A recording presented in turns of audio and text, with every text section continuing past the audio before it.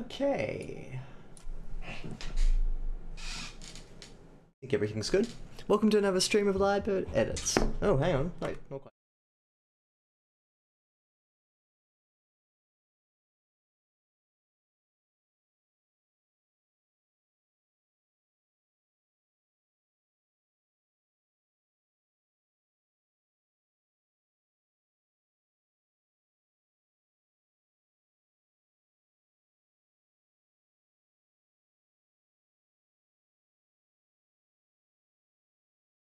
Alrighty, take two. Take two. Welcome to another stream of Libert Edits.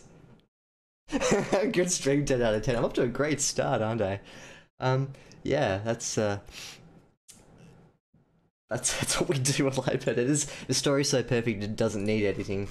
It was just straight through, no comments, everything was fine. Thanks, we'll see you next time. Whoops. Oh well, I'm sure you'll forgive me, right? Hello, Sakoj. Sayaka, good to see you. We're editing your story tonight.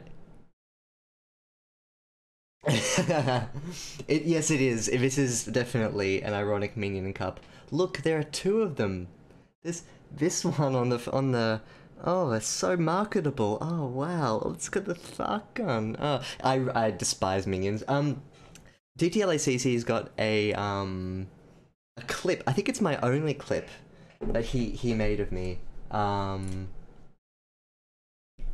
Just I guess it's expressing my feelings in a nutshell for minions. Let me see if I can find it and I'll link it. I'm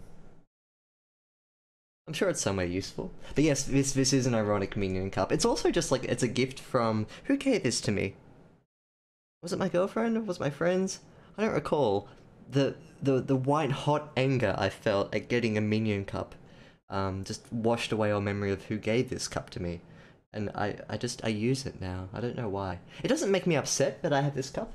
Oh, I haven't got any clips.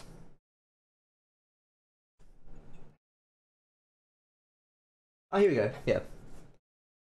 Clips. Clips. Where do I paste this? Where would be appropriate for me to paste this? I'm so bad at Twitch. Oh my god. How long have I been doing this for? 10 months, and I'm just like, where do I post this link? Where do I do this? Here we go. At least I hope this is what. Yeah. Anyway, so minions. Whoever gave it to you is not your friend. Sometimes friends do horrible things to each other, like gift minions, and other times, yeah. Yeah. No, some friends are just evil.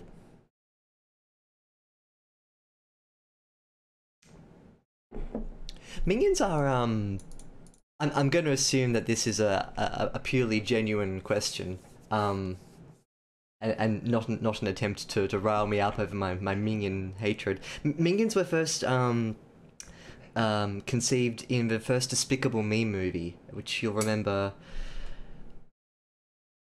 Yeah, no, you probably won't remember, because I don't, and therefore if I don't, no one else does. When was the first Despicable Me movie released? Nah. Anyway, that was a terrible year, because that was the first year that Minions were released onto the world, and then the Despicable Me 2 came out, and then some bright spark was like, guys, we gotta make a Minion movie. And by that point in time, like, I think it was particularly the Asian market that really loved Minions. They latched onto it, and well, this is the future that we've birthed. This is the future. Okay. Yeah, they're basically from a very popular movie, and then they were made into a movie. It wasn't very good. Oh, and the Facebook mothers, of course. Oh dear. Yeah, it's. I don't know how to describe what this is. It's mothers. You know, like your family members that shouldn't be using Facebook. Like you're really like, this is a hypothetical. I don't have any of these people in my family, but you know, there's that racist aunt that you've got, and your uncle who says a few too like many politically incorrect things. They're the kind of people who would share like a minion meme, which is like it has a minion on it and then a completely unrelated piece of philosophy, like Um, like, he's a minion, and then next to it is, if you don't respect the flag, get out of the country. Um, I think stuff like that is partly people playing a joke, but then your parents and people older will then share it around. Why do we have to talk about minions? I don't like this. We're going to be dealing with Sayaka's story tonight, which I've made my own copy of here. First things first, let's get this nice and zoomed in. I don't think you'll have to. Thank you, Sayaka. They're so funny. I just love minions. Uh,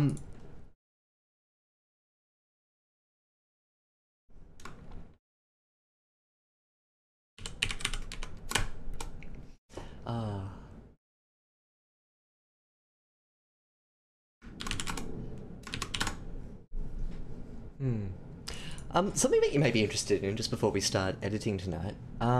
There's been this weird sort of controversy that's popped up this week, which I think is interesting from an intellectual point of view because it's an issue about trademarks. Cuddly Clem, you may be aware of this if you're watching right now. Cuddly Clem. Within the romance and erotica self-publishing community, there was this author who tried to trademark the term cocky, like the word that's used to mean cheeky. But I guess in the romance subgenres, it's got a pretty clever double entendre style sort of like it's a loaded word, right? Anyway, this author tried to trademark the word cocky. Not very successfully, mind you. They sent a bunch of not cease and desist letters to people. There was sort of more pretty thinly veiled threats of suing other authors who had the word cocky in their romance novel titles. Now, you can trademark certain words, but you have to have things like an established use. It helps if you have like a brand or a design that's centered around the word with like a special kind of text. Anyway, it was a pretty flimsy case and everyone kind of lost their minds over it. Rightly so, you know, it's not pleasant to have someone come... It's like the Fine Brothers thing where it's like that you try and carve out an artificial stake in your own niche, and you end up treading on other people unfairly. You're seen as a bit of a tyrant. This is called Cocky Gate. You may have seen it on Reddit or Twitter. Hopefully Reddit. Hopefully no one's using Twitter.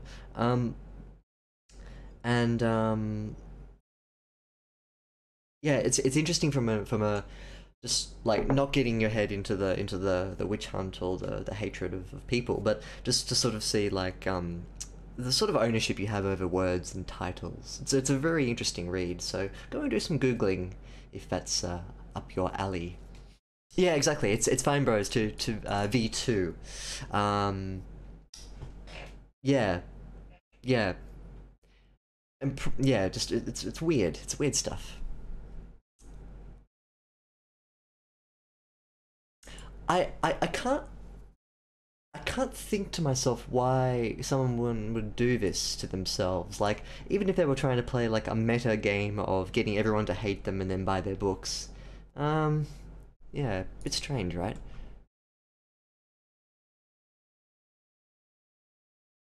It's interesting. Yeah, you're totally right because Saga was also like Candy Crush Saga.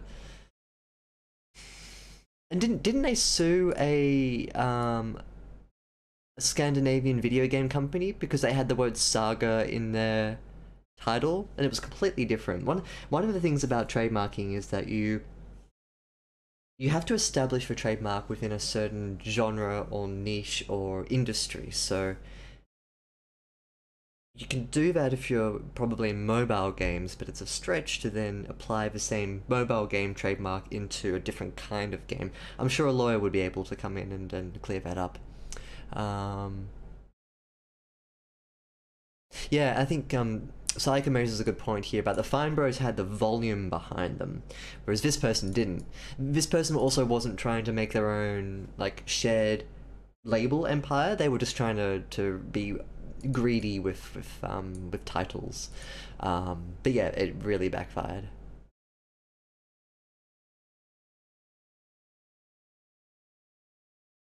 Mm. Banner Saga. Yep, that's right. Exactly. It's not even a mobile game. Yeah. Um. Yeah. They.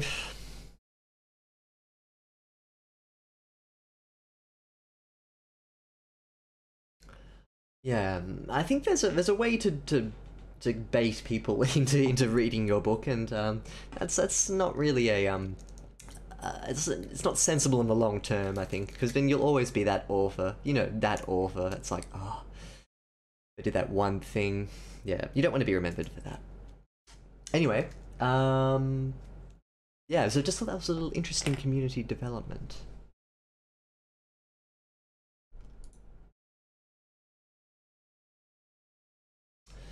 Okay, so why don't we start the edit? We've got Sayaka here. This is her story called Her. So I've given it the title Liar's Copy. Now I've also did I private link this to you, stupid anime girl? I did. It's in between the steamed ham videos. You can just search for it. Um, yeah. P.S. Before we start, I've got a Discord where we're currently talking about steamed hams. Very very fresh on the meme train, of course. I'm amazed at the longevity of this meme. Anyway, pop on over to my Discord. The link for it is on my Twitch homepage thing. So just click on my homepage. You'll see a link to the Discord banner, and there we are. We're talking about very serious and weighty topics like steamed hams. I actually don't know if you're a boy or a girl. But since your screen name has girl in the title, I'm gonna just go with that. Regardless, we've got Her. So why don't we read a little chunk of it, maybe a page or two, and we'll go. We will plow through. I'm an anime girl, real life anime girl, like 2.5D. All right. I woke in a panicked sweat. God, it was bad. I was a simmering pig, a damp rag. I felt dog-tired, all but drained of energy. Nothing made sense. I needed to catch my breath. I kicked my feet over the edge of my bed, intent on a quick shower. I needed a good soak to lift my spirits, to clear my mind. At least I wanted to, remembering as the door opened that the bathroom light bulb burnt out some time ago. I just go through the same process as the last 2 weeks, feel my way around the wall until I found the shower, while cursing myself for not replacing it sooner. It was more an issue when trying to brush my teeth. I hopped into the shower, let the water flow over me, and experienced instant relief as the sweat slipped away down the plug hole, never to be seen again. Free from that sticky feeling, I turned my mind to what got me here. Something made my experience a violent awakening. I'm sorry, made me experience a violent awakening, and I had no idea why. If it was a bad dream, I'd already forgotten it. Dreams don't linger long in memory, but it had only been a few minutes. I should have remembered something, but I drew a blank. It wasn't a health complication. I hadn't realized I had forgotten to do something important. I just couldn't come up with anything. My mind an empty void of nothingness at that moment. My question remained unanswered. I just had to go to bed and get on with my life. I wiped myself down and took care to dry my feet so as not to sleep in the darkness. In this darkness. Spare myself a concussion or worse, I shut the bathroom door behind me and threw on some fresh pajamas, fumbling a bit in the dark to get them on. A faint scent of sweat still lingered on the bed sheets. There wasn't much I could do about it besides mask it with air freshener and replace them in the morning. I got back into bed, but it was overcome with the feeling that something heavy was over me, a dead weight. I could feel it in my gut, something just wasn't right. I rolled my eyes at it, hoping I wasn't about to get sick. I couldn't do anything about it besides try to sleep it off, and so I rolled onto my side and let my eyes begin to close. But I hadn't slept a wink before. Before I had to contend with another interruption. Someone had the nerve to call me at this hour. This hour, what? 3:24 a.m. My alarm clock read through hazy eyes. Or I read through hazy eyes. My alarm clock. My phone vibrated. That's a word. vibrated. My desire to answer had shriveled up and died sometime during the night. It rang for a few more seconds and then gave up.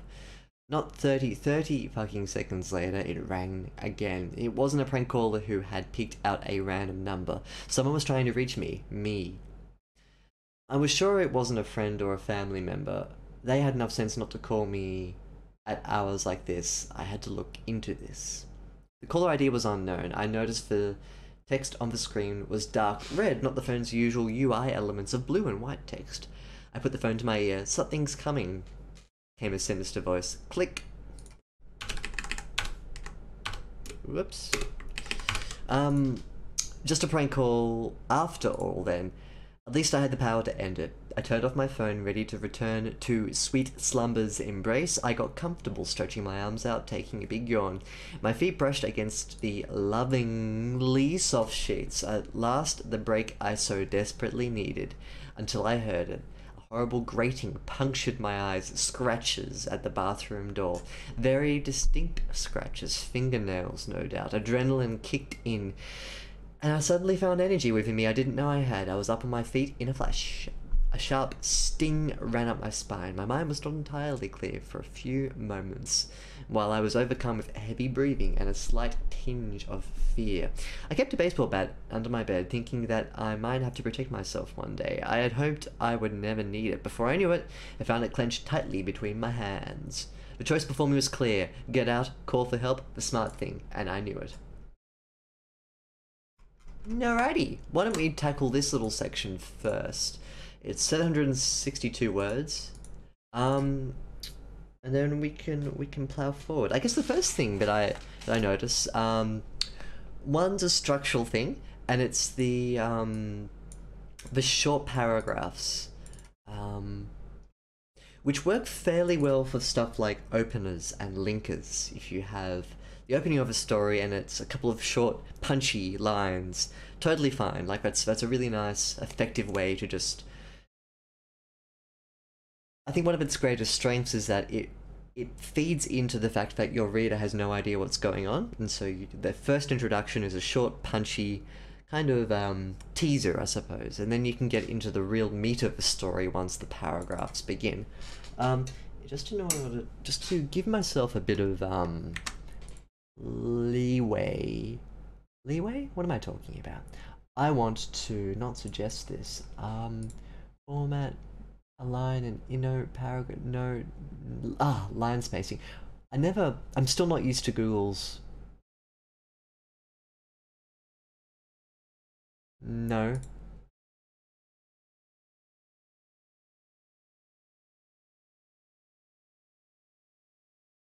This will help me get my mind around what I'm about to talk about.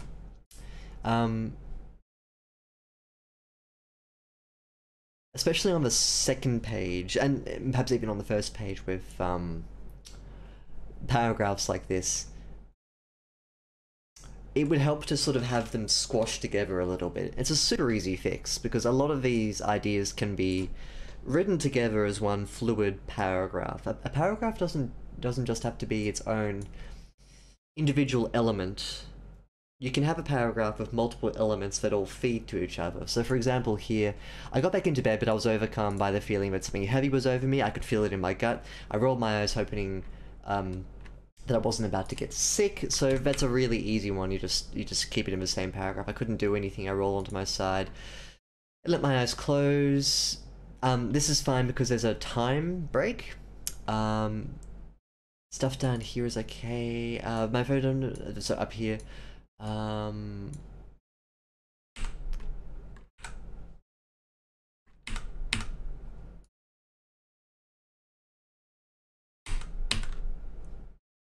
Then you can break it here with a new idea. Something's coming, click, just a prank call then after all. I turned it off.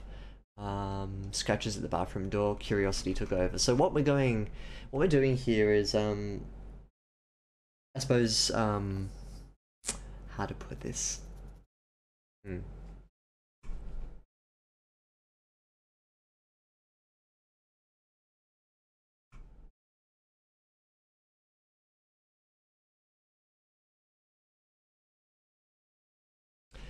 Just thinking about the structure of a slow element that we've got going here.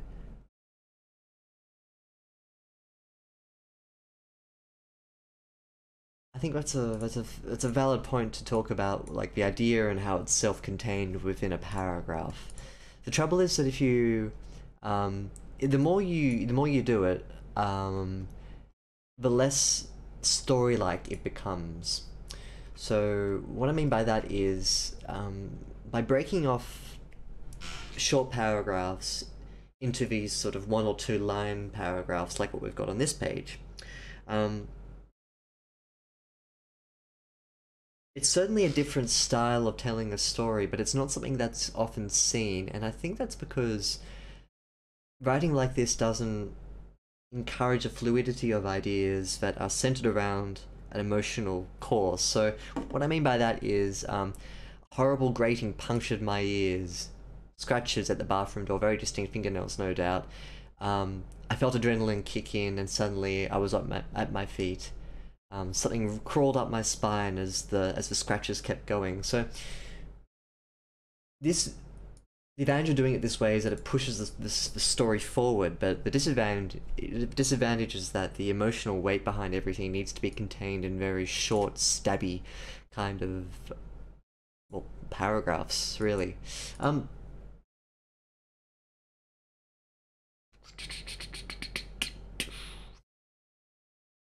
So let me demonstrate something like this, which I think is its own idea. You heard the sound, scratching, adrenaline kicks in, the fear takes over, and it's quite palpable.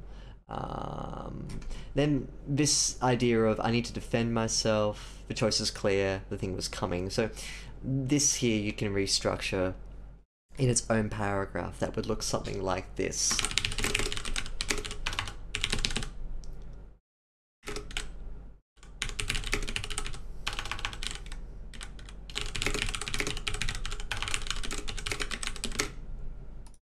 Excuse my spelling, and horrible. So until I heard it, a horrible grating sound punctured my ears. Scratches at the bathroom door, very distinct fingernails no doubt. This is good, I like that. So, ooh. This is a run-on sentence, but I like run-on sentences and that works well.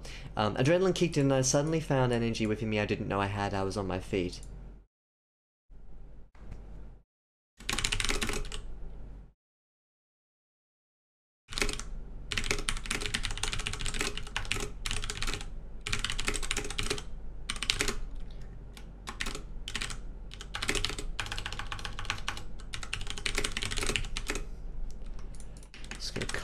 That, so I don't want to misspell adrenaline. A bit of wash of adrenaline.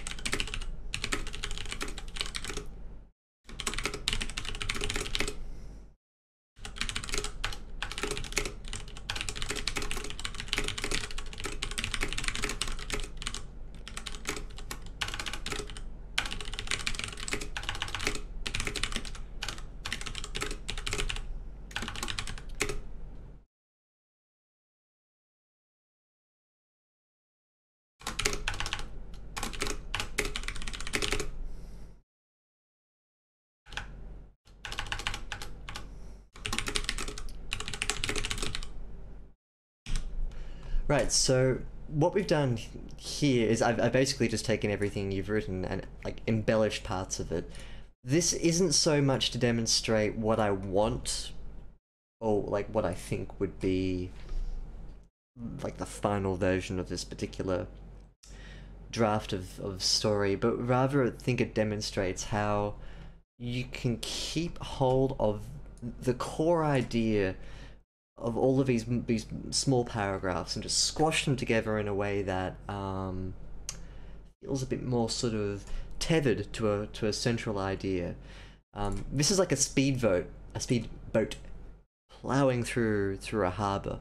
This is like a ship having dropped anchor, and it can't go too far around an idea before it needs to like bring up the anchor and move it into another paragraph, so to speak. It's slower, it's more layered with ideas, but it's still the same thing, fleshed out and slower. Slowing down a story and having a sense of fear brewing, because you're writing horror or mystery or thriller, whatever the case. Thicker paragraphs help, and shorter paragraphs push the story forward. Yeah, I like to think of slightly more sort of visceral ways. I don't know. Of thinking about like a wash of adrenaline, rather than saying things like the adrenaline hit my body and felt pretty bad. You can imagine or personify adrenaline like a wave, or like an ocean of fear. I wanted to write a bitter wash of adrenaline course through the ocean of me, but that sounds very wanky. So I left it out. But that kind of image evokes like a much more sort of strong gut reaction from your read. I'm clutching my hoodie here, indicating that I am emotional. The point of that is that there are, if you have a static way of describing something like fear crept up my spine, fine. Fear wormed its way through the soil of my spine is a much more visceral image. It's got a flavor to it. So where possible, I encourage personification of stuff that's not alive. It's just fun. It's a fun thing to do as a writer, and I think your readers appreciate it too. Yeah. Am I writing a book right now? Ah, yes, I am actually. Redisto. I am writing a book. I'm writing two at the moment. One is I showcased on my stream a little while back. I think Twitch may have taken down the videos because it's past its like 2-3 week threshold. But I think it may be on YouTube actually. If you go to my YouTube channel, it's all my recent archive videos are there. But yes, I'm writing a book. That one there that I featured a couple of weeks ago is a like a sort of psychedelic speculative fiction story, which is a lot of fun to write. And yeah. And the other one I'm working on is a bit more serious. In that I've been sort of thinking about it for longer, but I haven't shown it to anyone, so that's sort of on the lowdown, I guess. But yes, I am writing. In addition to doing these edits, I like to do writing as well. Hmm. Hmm. Don't worry, like, if that freaks you out, this notion that you're gonna have to go through and like recompile your story. What can I do to suggest making this a bit less, painful? What can we do to help us out here?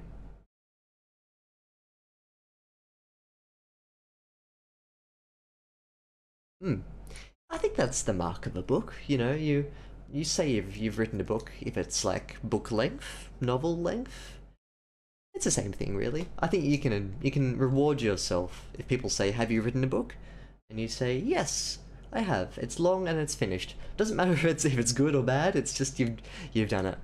Um, what I'm going to suggest to make this daunting task a bit less daunting is let's take this paragraph here as an example.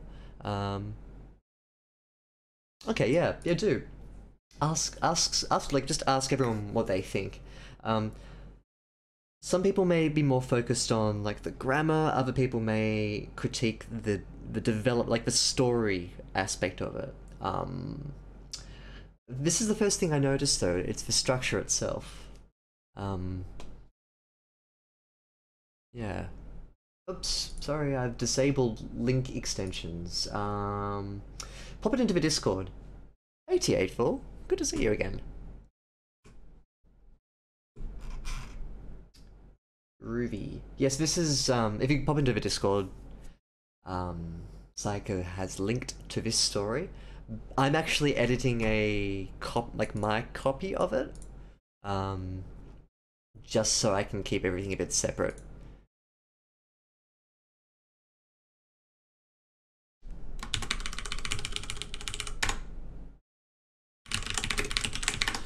Good, good. Let's take this one and I'll give you an example of maybe like a tool you can use to make it a bit, yeah, less painful.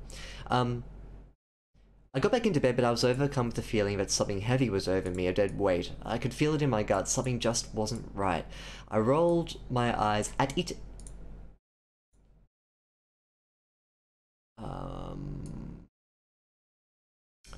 Hoping it was I wasn't about to get sick, I couldn't do anything about it besides try to sleep it off.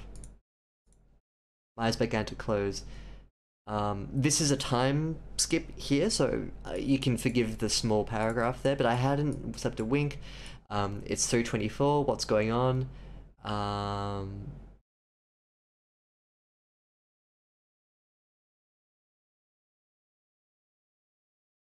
My phone vibrated violently.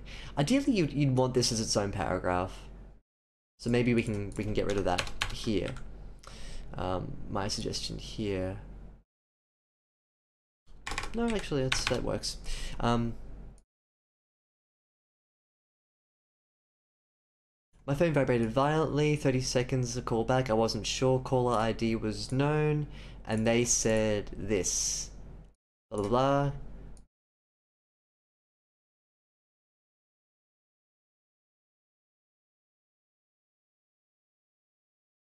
Right.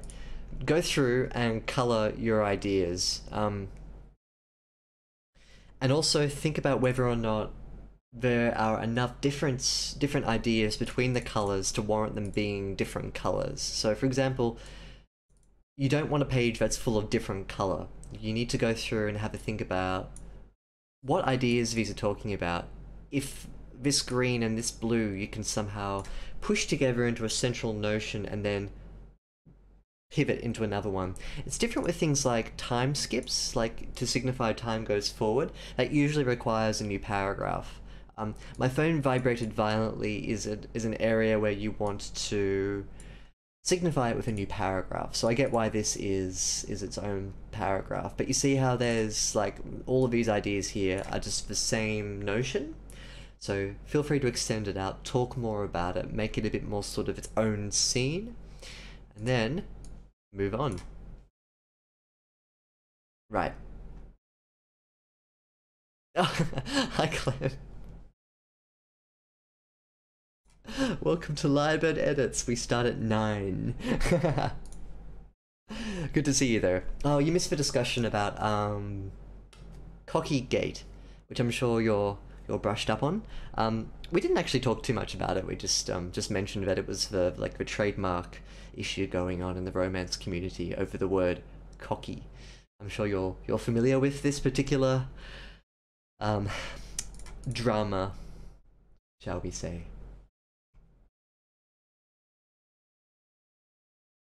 Okay. Maybe this is useful for you, Sayaka, the color idea. If it's not, then just ignore me, but you can just do this in your head too. Yeah. I'm hella familiar. Good, good, good. Fascinating, isn't it, that uh someone would try to do that. That's yeah.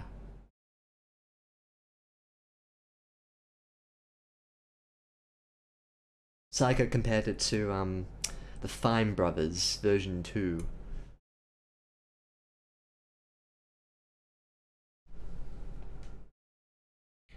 think the most egregious thing about all of that is it just leaves a bad taste in your mouth. That whole idea that people can own words, specific words, to the point where they would actively go out of their way to say to another author, um, I can sue you and I will, but my lawyers advised me not to. Like, there are emails that this person sent to the other people, which those other authors have published openly, and they're nasty. They're not. No one wants to get in their mailbox. I'm a big name author, and I've got a lawyer and a trademark, and I can sue you, but I don't want to. I'll give you the opportunity to not be sued by me. And it's like, who do you think you are, Missy? Yeah, it's just nasty, isn't it? It's, you don't want to do that. Okay, catch you soon. I'll wait till Sayaka comes back to talk about something else that's a bit sort of more pertinent to the front page here.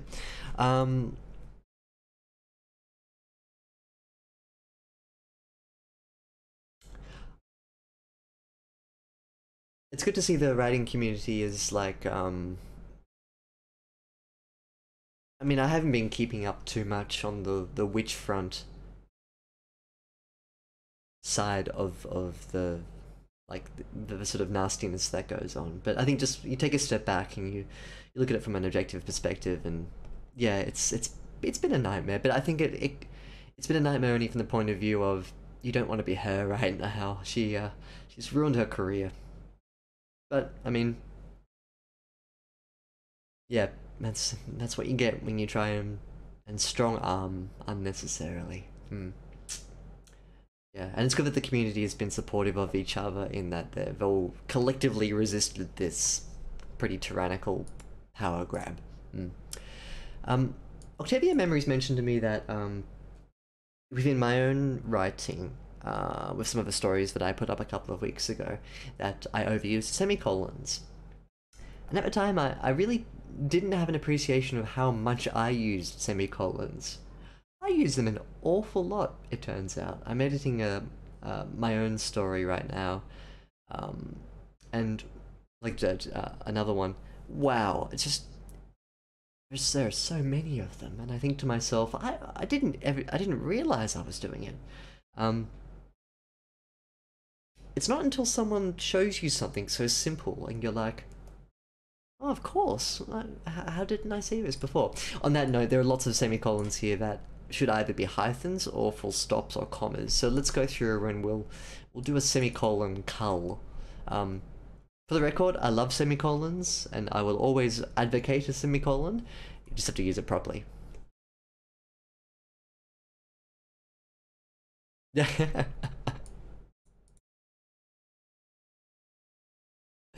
I noticed that too, yeah.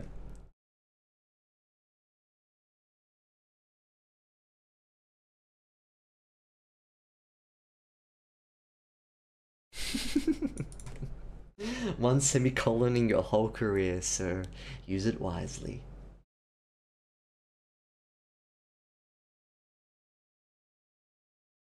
I think that's a bit like the conjunction rule at the start of sentences. It's not hard wisdom, but it's to discourage authors from excessively using something that doesn't need to be excessively used. I was a simmering pig, a damp rag, comma. I felt dog-tired, all but drained of energy. That's grammatically correct now. Here, I needed a good soak to lift my spirits, comma, to clean my mind. If you're ever wondering how to use a semicolon, split the before and the after up.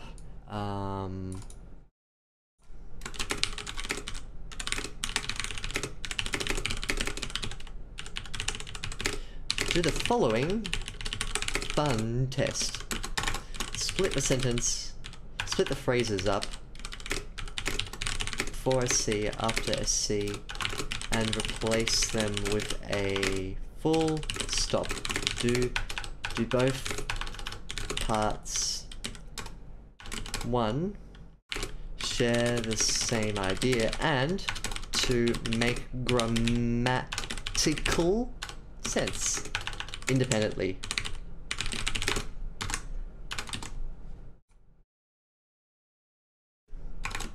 If both are true, keep that bad boy.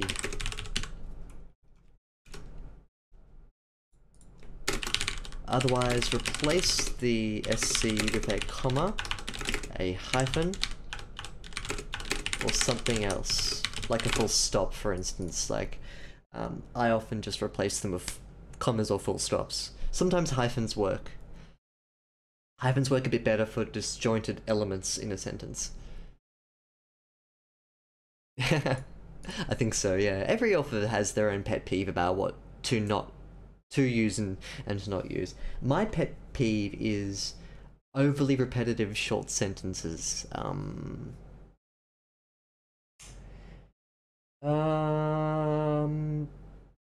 only book I can really think of that does this is Jasper Jones by Craig Silvey, which is a very well-respected Australian modern... What would you call Jasper Jones? It's not quite young adult, it's adult fiction. It was very popular about 7 or 8 years ago. Super popular Australian book.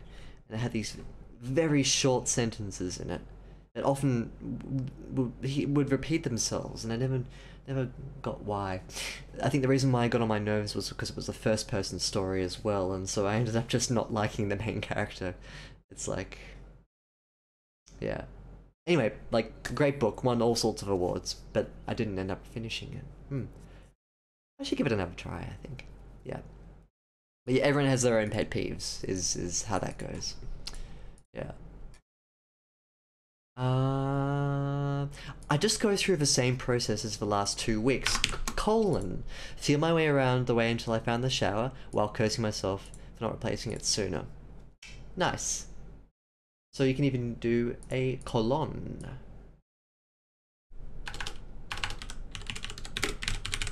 Anything that makes sense. Yeah. So they're the semicolon rules. Is there another one here? Help me spot the semicolon. Here. I couldn't just come up with anything. My mind, an empty void of nothingness at that moment. So I just couldn't come up with anything. Hyphen. My mind was an empty void of nothingness at that moment. Comma, my question to remain unanswered. I wiped myself down and took care to dry my feet so as not to slip in this darkness.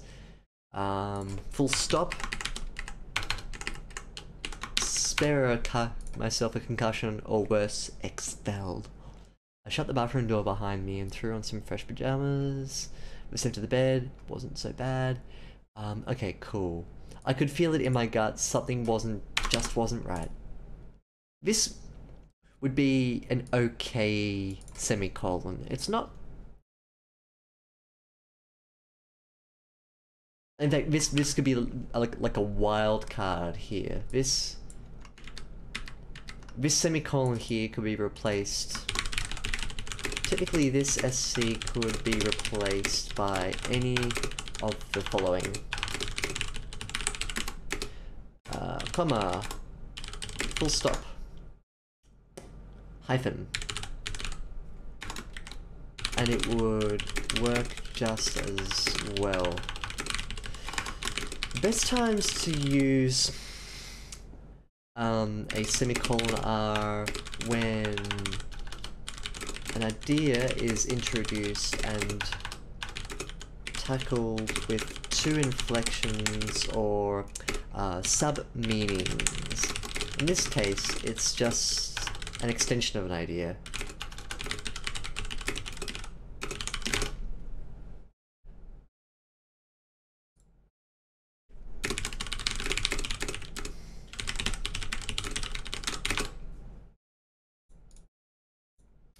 Cool. Alright, back. Nice.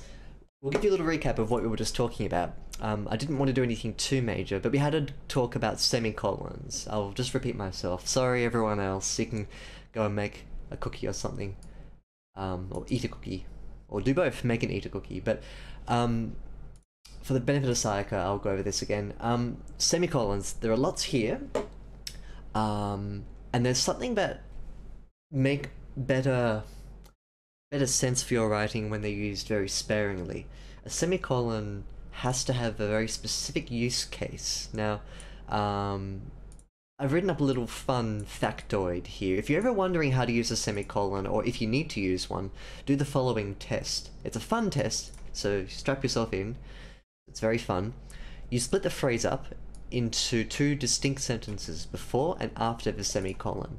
I needed a good soak to lift my spirits, full stop. Does that make grammatical sense? It sure does. Great.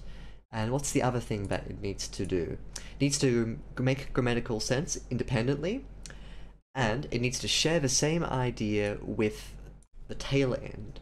This can be a bit nebulous, but the stronger that link is, the better. So let's apply those two tests. I need a good soak to lift my spirits. Grammatically fine. Full stop. To clear my mind. Full stop.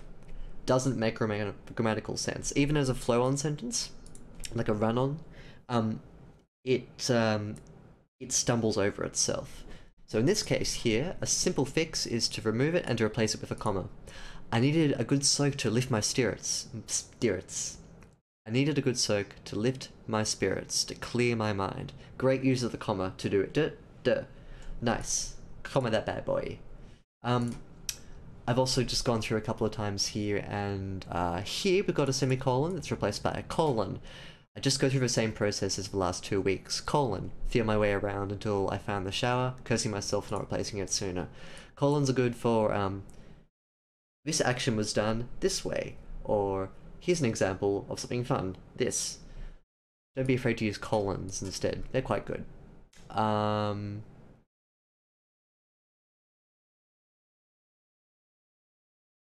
Another good example, my mind was an empty void of nothingness at that moment. Semicolon, my question to remain unanswered. Replace it with a comma. Now this one here is a funny one. I could feel it in my gut. Something just wasn't right. This is a grammatically correct way to use the semicolon, but it could also be replaced with a comma, a full stop, a hyphen. Even a colon would work. But the best time to use a semicolon is where this and this are both related, as they are here, but it's the same notion with a different inflection. This isn't quite there. I'll go with a hyphen, because that indicates that it's twisting the idea a little bit. I don't know. These aren't hard and fast grammar rules. There's no central book of what different grammatical marks, what sort of weight and baggage they carry. There's only convention in terms of what they actually make a sentence mean, but the sort of inflection that they put on a sentence is quite subtle, and different authors will use them to different effect. Experiment, basically, see what you like, and then stick with it, just go ahead. The semicolon, though, is, as Clem put up here, Stephen King hates them, and he says, use them sparingly, is his point. I agree, I love semicolons, really do, but I have to cut them back because I overuse them. And sometimes just hyphen's fine, yeah. Cool, yeah. It's super easy to replace. Like, there's nothing easier to replace than a semicolon. Most of the time you can just like whack a comma in there and it's fine, but there are cases where you do want to be a bit more flexible too. 65 is a lot of colons. Yeah. I was editing one of my own stories recently with a similar number of semicolons per page, about 3. I cut it way back. Sometimes 1 a page, sometimes none. And other times more, because I like semicolons. I like the way that they plug ideas together. If you use them in a way that doesn't annoy your reader, bonus marks. Like that's the biggest thing. If you read your story and you don't hate yourself for using the semicolons, that's a good thing. So in addition to linking these short stabby paragraphs together into a more cogent set like this, just an example of how to push these coloured ideas together into a more cogent paragraph. And also removing semicolons, replacing them.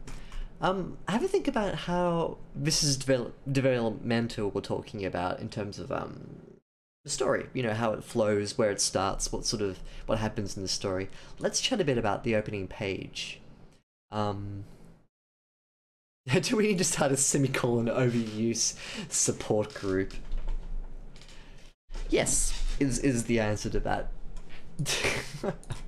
We can all say we're recovering semicolon users. Then we can introduce ourselves. We can go, "Hi, Cuddly Clementine." And then you stand up and you go, "It's been 8 months since my last semicolon, and life's been tough." And then we'll go, "Very good, hang in there, it's tough."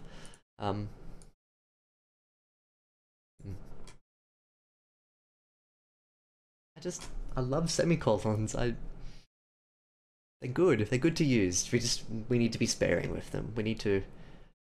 It's like dumping glitter onto a birthday cake. Edible glitter. Let's pretend the glitter's edible. Like, you can do it. Should you do it? Yes, of course you should, because it's nice to look at. But how much glitter is too much glitter?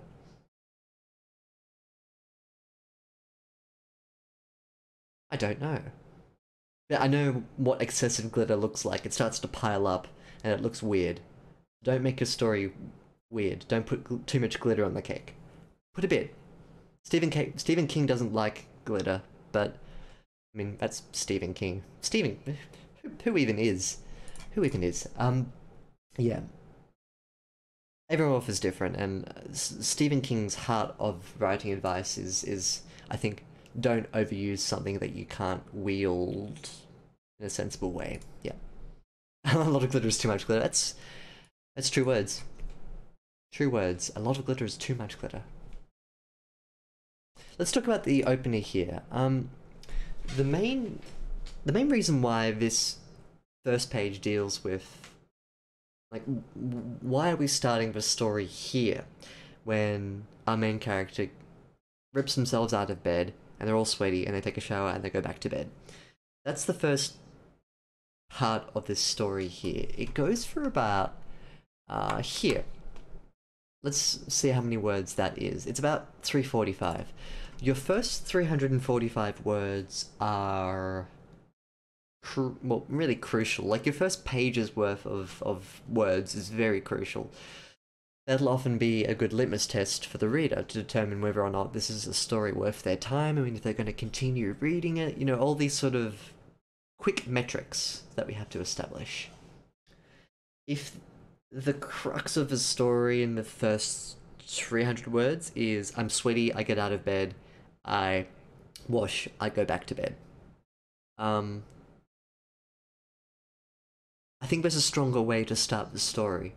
But let's talk about what's really going on here. Why is your main character a bit sweaty? Why do they feel the need at such a crazy hour to get out of bed and wash themselves?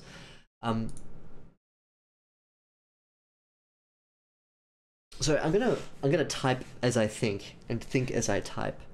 So in the first 300 words we have a new character getting out of bed, showering, going back to bed.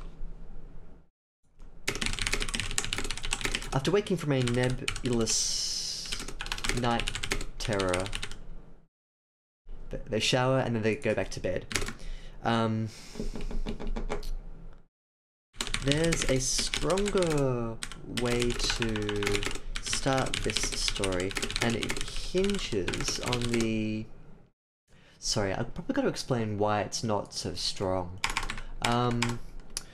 Your readers are making a snap call about whether to continue on with the next 7.7k words, and if the first taste of this story is more or less a decision to shower, then I suppose it doesn't really bode well for them. It's and it's not I don't want to use phrases like it's not interesting enough, because there's an interesting thing here that I want to talk about.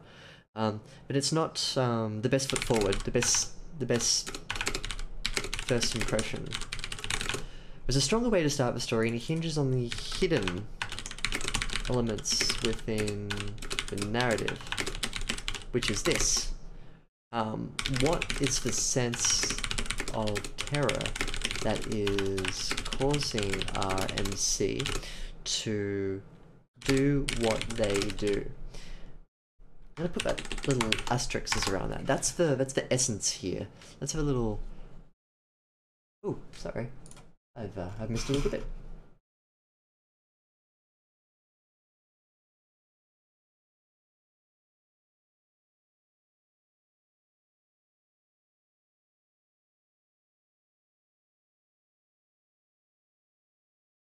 "7 pages per day," says Stephen King. I wonder how many words that is. Pages are a bit... I find pages a bit nebulous. Like, what is a page? 350 words? Yeah. 2.1k, I think? Yeah. So Scott says, says Real Sayaka, Sayaka's had a story read by another Twitch user as well, who's given it the once-over. Should set the scene and tone. This is what Scott says, and I think I've done that. Along with catching attention with the first line, of course. T84 says, how do people even write more than 1,000 words on the first page? Tiny text. Tiny.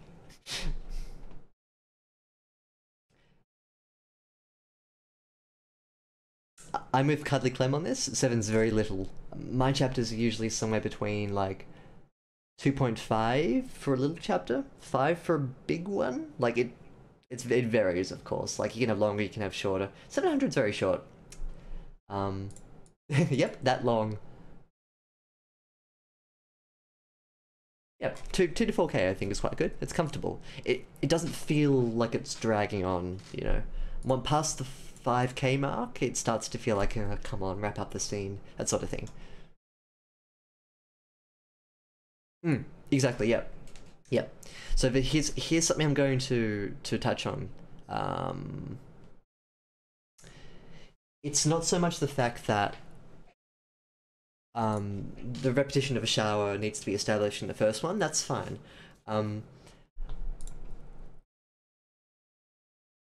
I'll go back to what I was saying here. It's what's the sense of terror that's causing the MC to do what they do? That has to be the primary emotional focus of the story. Because it doesn't strictly matter if your character gets out of bed, showers, and gets back to bed. That's not what I'm concerned about here. I mean, in terms of like a objective narrative story, it's not groundbreaking or anything. But you're right. It establishes that something's wrong, and that your MC is perturbed enough by it so that they have to act on it and then go back to bed. That is the heart of the story so far, and the fact that they're doing things to alleviate their panic. So what I want to suggest here,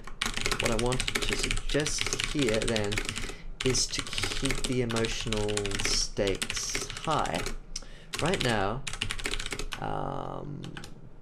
if we want to keep with the theme of MC reacts to fear with a cold shower, then goes back to sleep. which I think is a fair thing to do for your main character. A sense, a more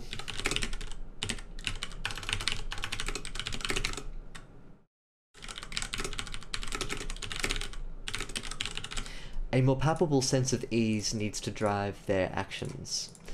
Otherwise, what it becomes is it's just, I woke up, I'm a little cranky because like I can't really remember my dream, but something for whatever reason isn't working for me. I get up, I have a shower, and then I go back to bed. But my bed sheets are ruined.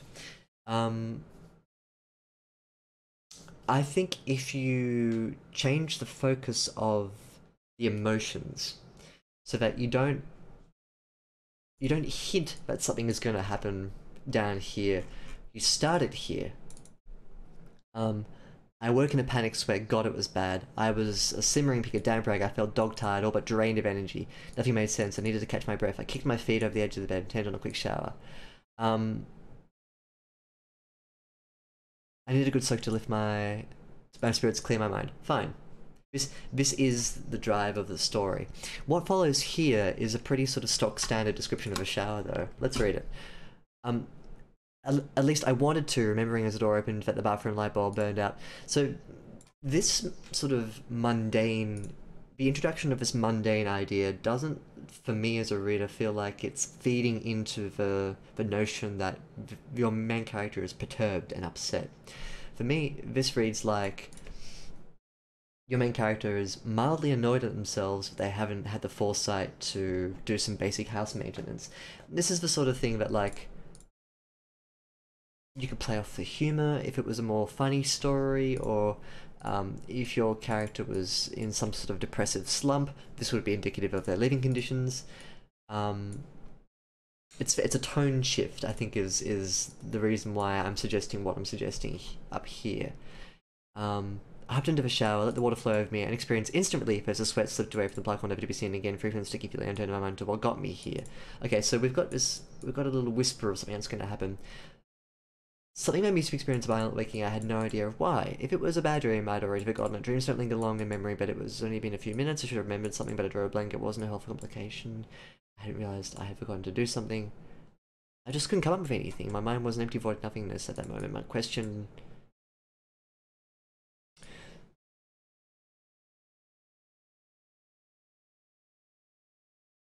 I'm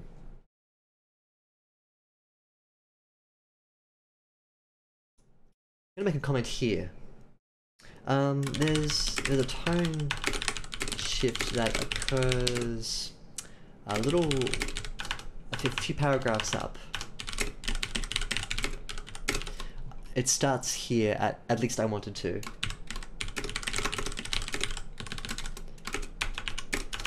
And it culminates here. This tone shift has sort of undermined the sense of dread that has ripped your NC from sleep and shifted it more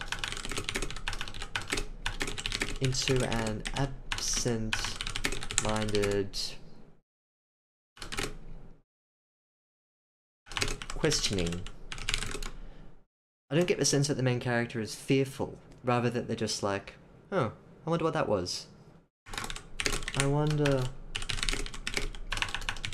what that was all about versus, holy shit, what is happening to me? The best way to demonstrate, I'm gonna just go back and read this in a little second. Just while I'm on the roll, I want to get this idea down. The best thing that I can recommend to clear up any sort of confusion that your reader, people like me, may have about what's going on here is I'd recommend demonstrating through body language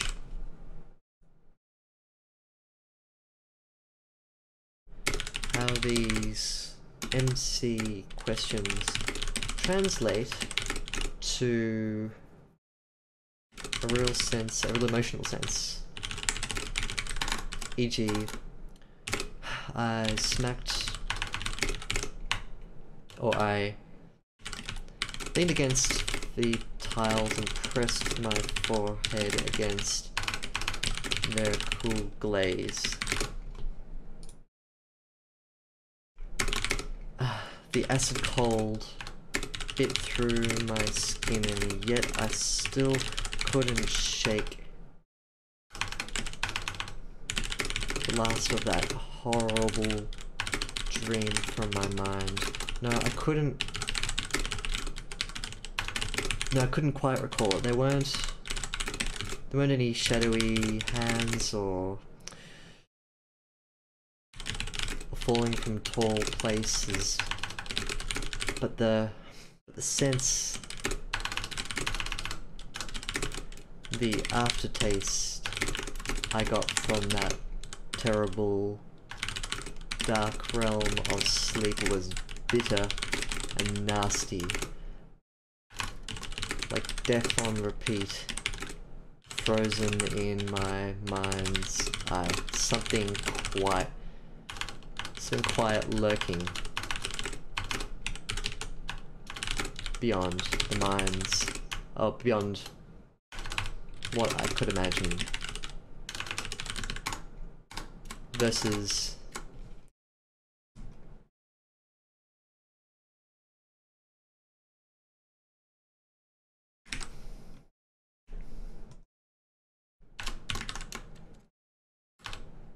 so I went back to bed.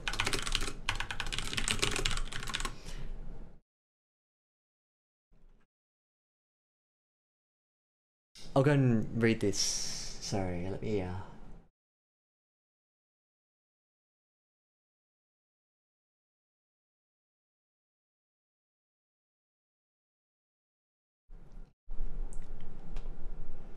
So, Sayaka says, if the reader can get through the first page, they get both a mysterious phone call and an intruder. This is true. Most readers will have patience to do that. But, that being said, you don't want to treat your story like, let me get to the good bit in a second. Like, another thing you could do is really start here at the phone call. Unless there's a real reason why you need to do the, I woke up, I'm having a shower, I go back to bed, I come up here, I then go into the phone call. The only reason you do that is to have a sense of foreboding, or if you wanted to establish that this may be some sort of dream or a dreamlike state, totally fine. Then in which case your first page needs to have an emotional clue to it. Not strictly just like an outright whisper of an idea, like, hey, P.S., it's gonna get, a bit dicey in a couple of pages' time. You don't want to declare that. You want your reader to feel it. You want them to be caught up in the fear of what's working this person up. And that kind of comes to an end when we go into this paragraph here. We've come from, I'm having like night terror, death sweats. My apartment's kind of crappy. I hop into the shower. I feel a bit better. Can't quite remember my dream. And so I go back to bed.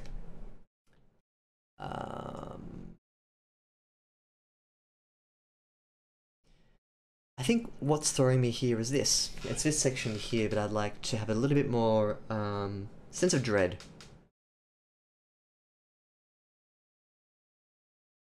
You can wash away the sweat, but you can't wash away the dread that this character feels.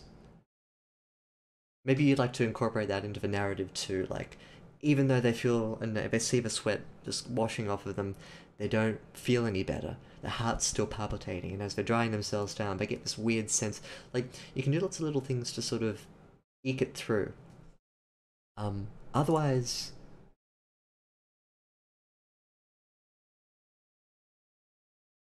it may just be better to start here when the phone call happens. That's my suggestion anyway.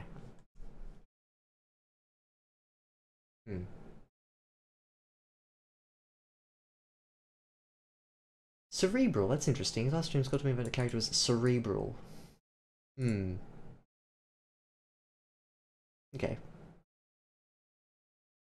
Lights up for story reasons. Okay, gotcha.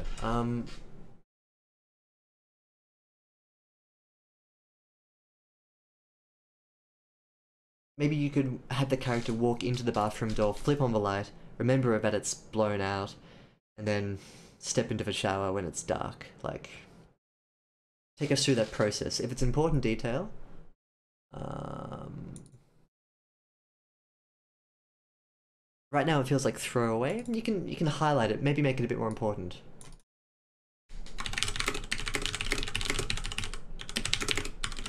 Especially if reference later on.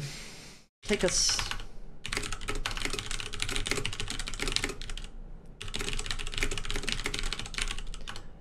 I've got a comment about the cerebral thing. Maybe Scott thought your character was cerebral because of the way it's told in a third person. Sorry, first person, past tense. But your character is talking about events that happened to them in the past, so they have this emotional distance between then and now, and they're allowing themselves to comment over it. This is a quite a useful. It's a give and take thing. You have to make sure you don't be too distant from the events, but yeah. I think that's why the character reads as cerebral. Really, it's the narration style, I think.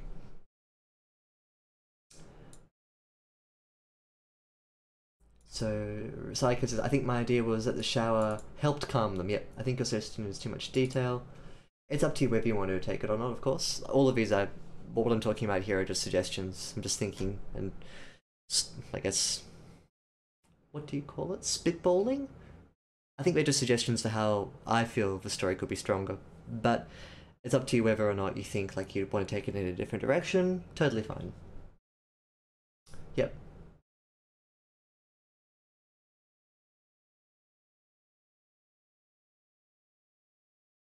So yeah, what do you mean by the dungeon defense type of style?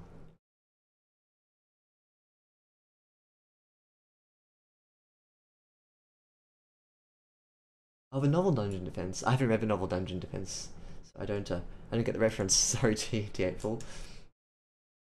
Hey, Roberto. Good to see you again. It's fine to start 300 words slow to prepare the video. I agree. I agree. So, I I wouldn't.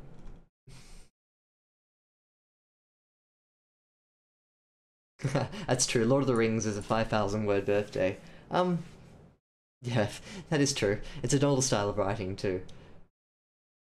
But your point about the 300 words slowly to prepare the reader, I agree with. I think for me, why it's not that it's not working. It's just that I felt like it crashed through, and didn't maybe really emotionally prepare me for being spooked by this. Um, hmm. You made me tired of a similarity.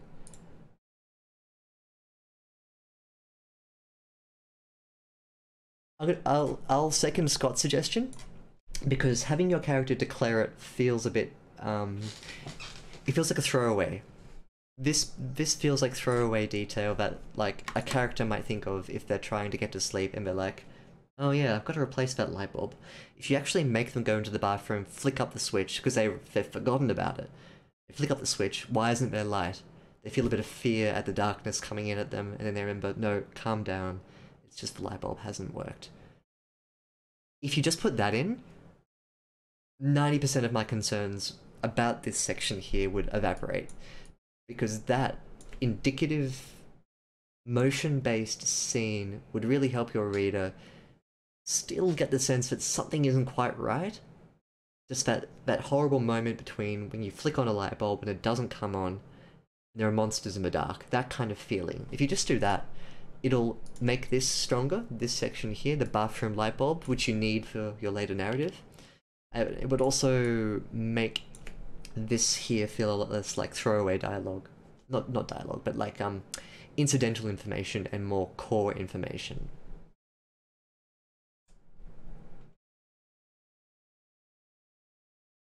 I'm gonna keep our edits separate. I think like I don't want to edit other people's edits, and I don't want to like tread on another person's territory, so to speak.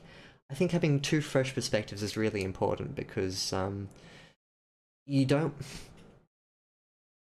If you show me another person's edits, I'll have to then measure their editing against my own and see whether my edits are in tune with their edits and what they're talking about. I feel as though like you have to be the judge of whether or not our editing styles mesh and whether or not our information is useful for you in different ways. So I'll leave that for you. I think it's just more of a courtesy between editors to not be like, to go through someone else's edit and be like, oh, that's nonsense, do this instead.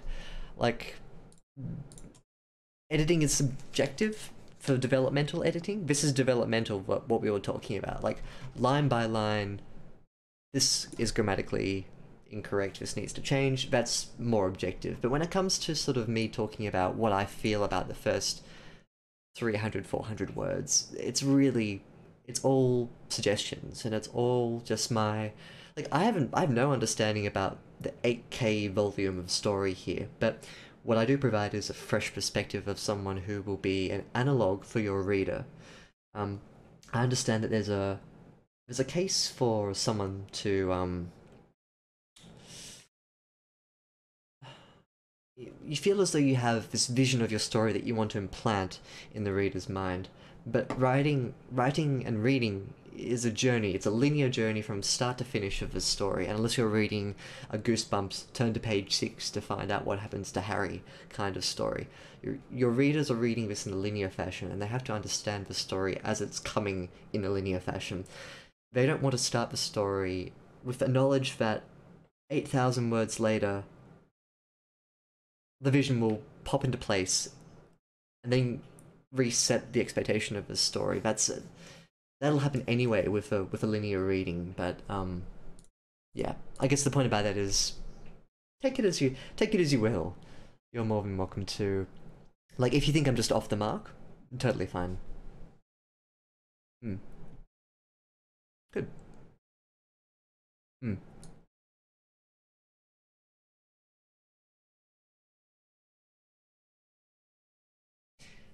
It's useful for having someone go through everything, I think, in a lighter sense, um, to talk more about the development of the story. Um, I feel my place is more in the nuts and bolts. What does that mean? That sound. Low battery on my phone. Hang on, I need to plug that in. Otherwise the stream stops. Because I'm streaming from my phone.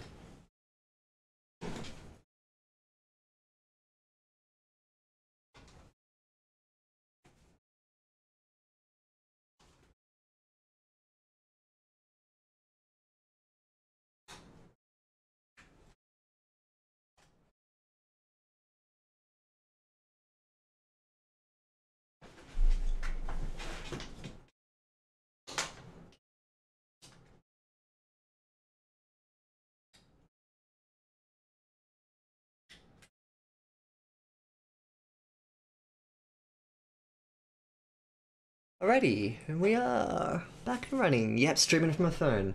I have to because my home wireless is pretty terrible, and our internet in this country is it's bad. Um, yeah, we're getting a fiber network nationally installed, and it's been messy, and my suburb's not going to get it for another. I, I technically can get it right now. I don't know. Long story short, my phone is fine. It's mwah. Sometimes. Yes, I need more submissions. Gimme, gimme, gimme, gimme. um, outside of Sayaka's story, my list is clear. So, Cuddly Clem, if you'd like me to edit something, please send it through. Discord, email, whatever you like, and I'll pop you in my very exclusive, extraordinarily long, it's really short, my queue. Yeah, we all dream of fiber. Well, I mean, my phone connection's great, and it doesn't chew through too much of my data, so it's all good. Let's continue on. We've got, I think I've spoken enough about this first little section here.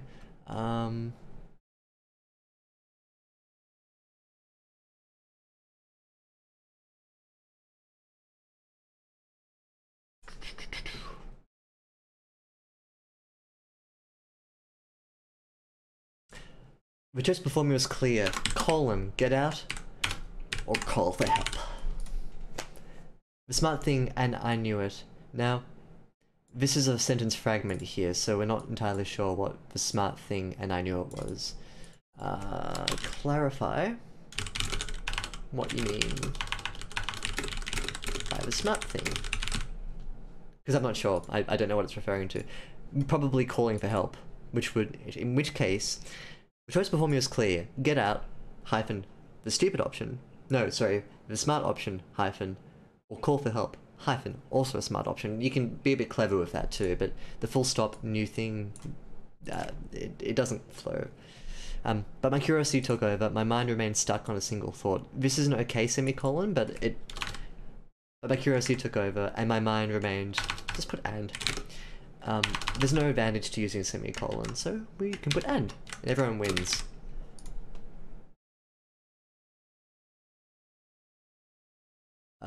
Sorry, what was I doing there?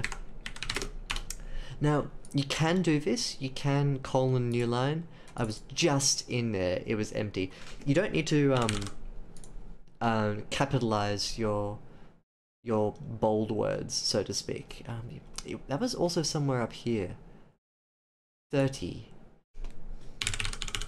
I suggest italics. It looks nicer, it looks classier, and it prevents you from... It makes your writing look like it's not written on Tumblr. Nothing against Tumblr, it's a specific medium, but we're writing, you know, fiction here, we're writing novels, and you have to be a bit more sort of classy. So again, I don't mind the 30-30 Mimi, I think that's actually quite clever. So just replace it with italics, it looks a bit more sort of classier. Now, there are some line edits here I could do. For example, my phone vibrated violently, that's okay. I've sort of talked about this front section enough right now. I could go through and line edit it, so look at like the nuts and bolts, the grammatical detail, whether or not it's the strongest writing it could be, but I think the first thing to do is to color code these paragraphs and mush them together. Then we can do like another edit session where we look more at the paragraph structures line by line. And I do that because I don't want to double edit things, so like, hey, in addition to pushing this into a new paragraph, also rework this sentence. It's too much for you to take in, so I'll be a bit later.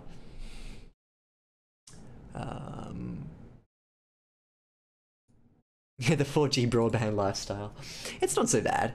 I mean, I should be able to stream at a higher quality, but I'm stuck at 600 kbs, so I don't know what's going on there.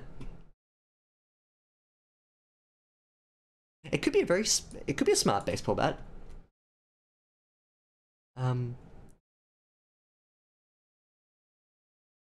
think because it's in its own paragraph, I think it refers to the choice. What do you mean because of how extremely and is? What do you mean, real Sayaka? What do you mean?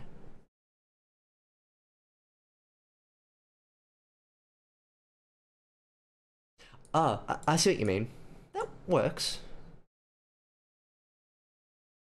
I get to baseball bat in my bed thinking of one day, the smart thing, and I knew it. I think this has to be in the same paragraph as the bat for it to apply to the bat. This, to me, implies that the smart thing refers to a choice. So, don't be discouraged. I think the meat of your story is sort of what's gonna come a little bit later. Oh, extremely common. Well, you're right. It is extremely common, but that's because it's a conjunction. So I'd be worried if it wasn't common. Don't avoid using common functional words.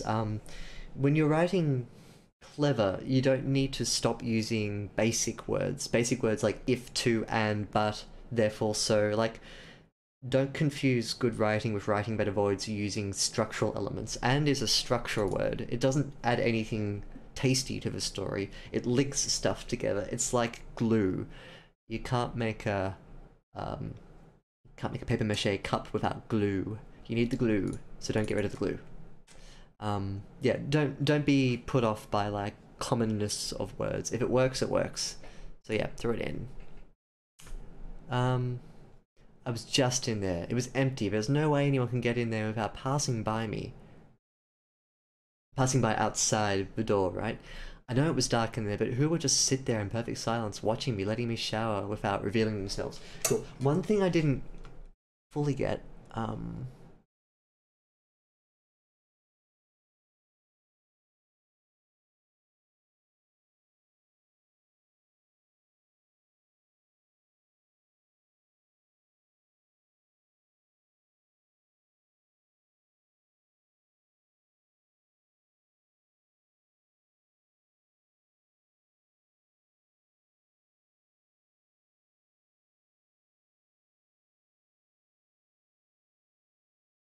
these sentences here convey the routine, don't they?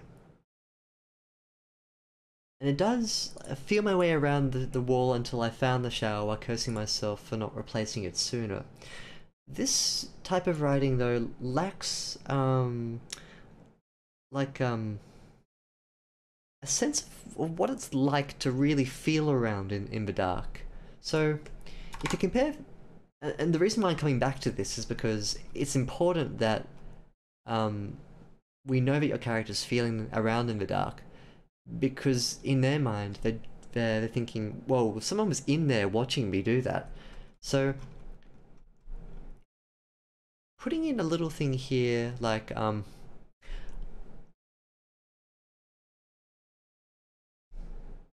what would it look like if you were to rewrite this paragraph to incorporate Scott's suggestion, which I also suggested as well independently, um, and uh, and a bit of something else that's missing. Let me see if I can illustrate what I mean. I needed a good soak to lift my spirits, to clear my mind.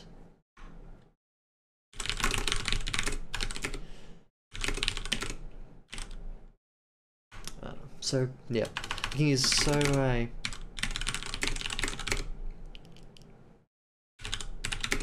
hotbox room. Nah, let's get rid of hotbox. Keep it simple. So let's take it from my room.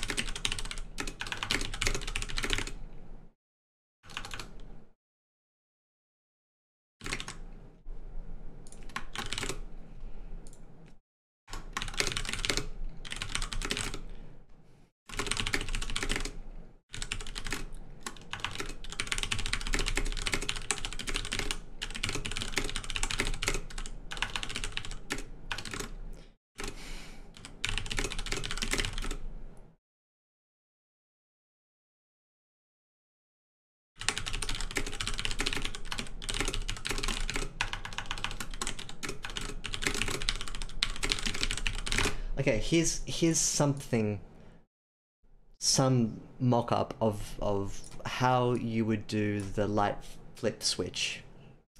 Um,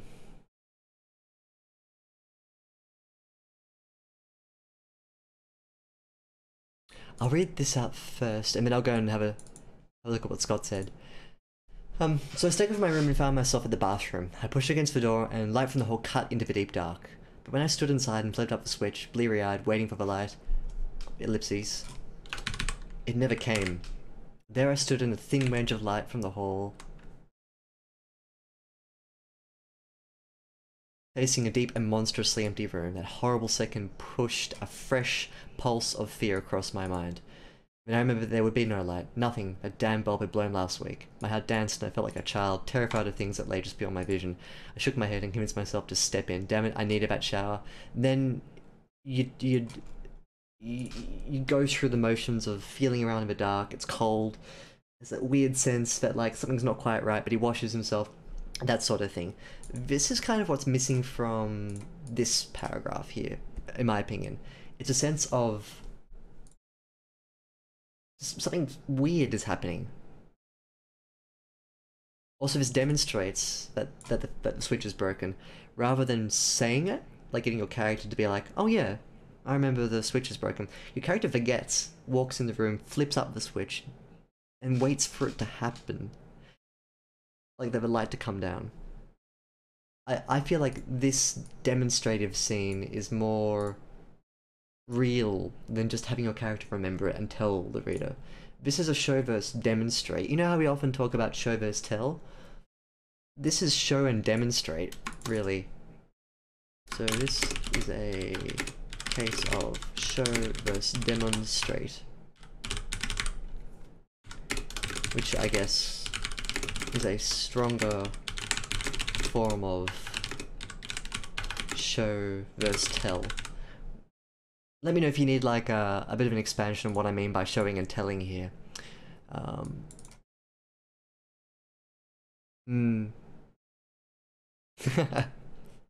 Good. Yep, it comes up a lot because it's one of the most fundamental aspects of what writing is and how people convey voices. This here is tricky because my current replacement gives like a voice that doesn't fit in with how you've represented the character elsewhere. You're gonna have to figure out then how to demonstrate, because I think you should demonstrate regardless of voice.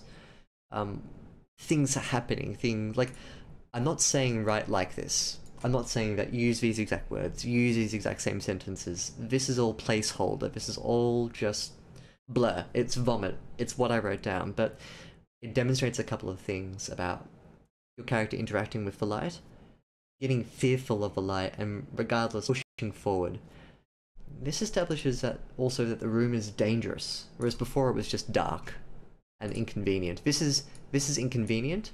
This is weird and it's kind of dangerous in an unknown sort of way. That's my impression, at least.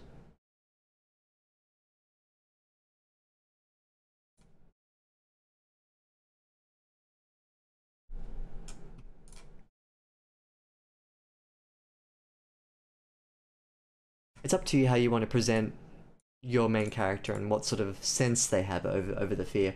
If they're not meant to be fearful, that's fine, but I don't get then why they wake up in fear and then have no fear. But that's probably the case that, like, maybe then it's a sense of, oh, everything is normal and it's about to get weird.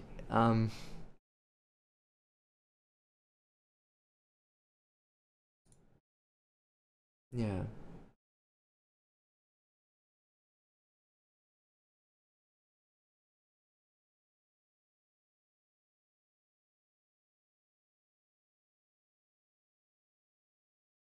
This part, I woke in a panic sweat. This one.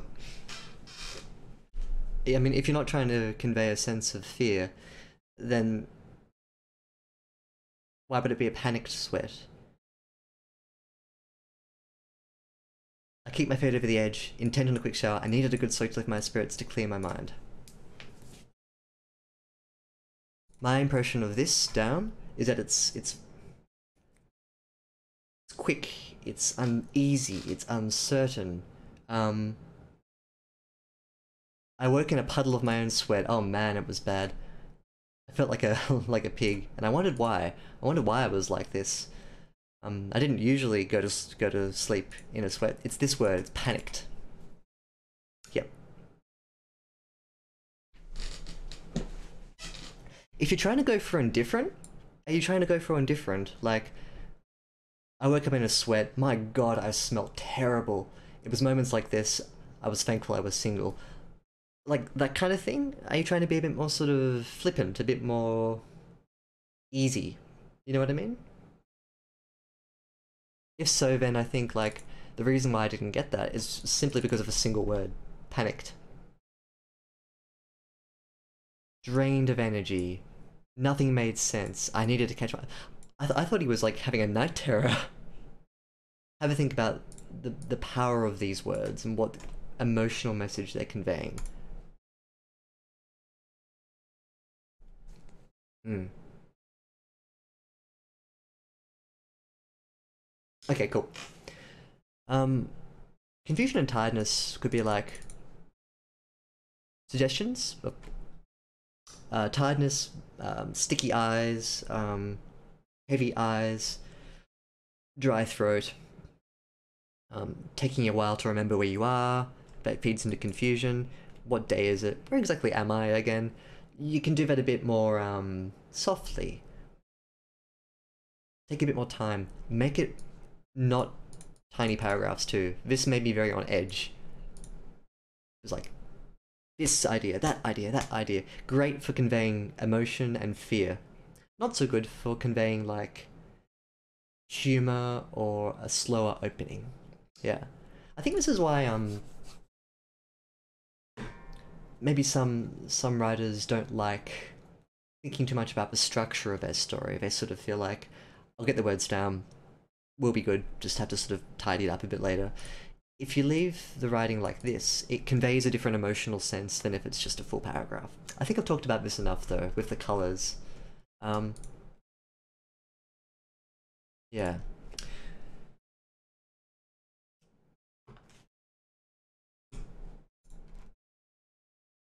Let's push forward. What do you think?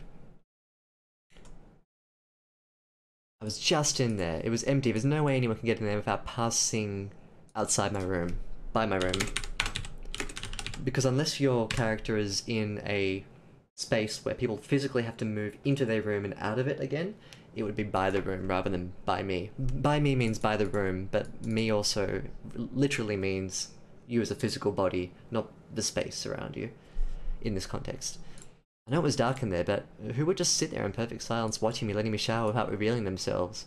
Whatever the case, I had no doubt about what I heard. I was tired but not insane. I wasn't hearing things. Someone or something was in there.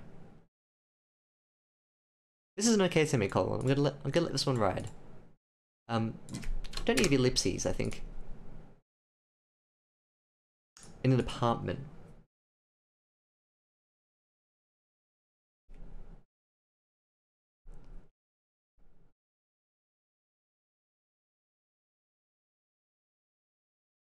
It's up to you what you want to do with this.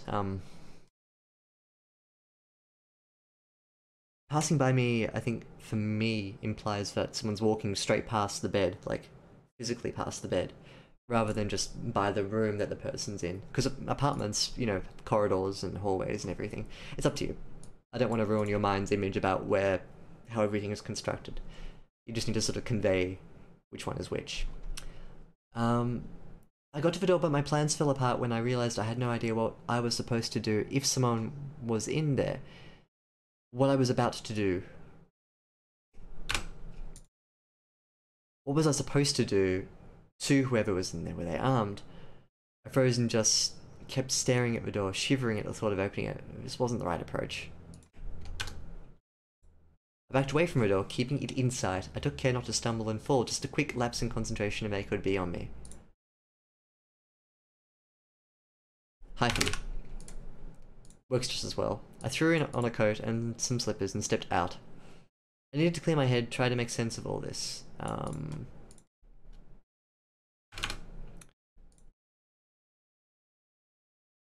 I threw on a coat and some slippers and stepped out of the front door. I walked down the corridor to the front door. If they're in an apartment, if it's like a studio, like a one-room apartment, this... we just need a bit like a smoother transition outside. I threw on a coat and some slippers and stepped out. I needed to clear my head, try to make sense of all this. That's a comma. Clack. I locked the door behind me, the intruder hopefully trapped inside until I could return with some backup. I took rest on the ledge overlooking the apartment balcony.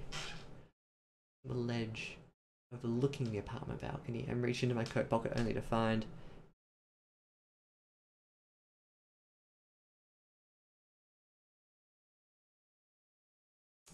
I'm going to read through a bit more and then we're going to talk more about things like where the character is, how they're interacting with their objects.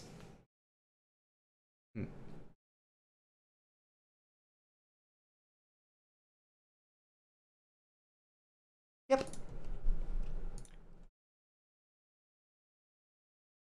This sense here I sort of get in terms of let's do this little section before we go on.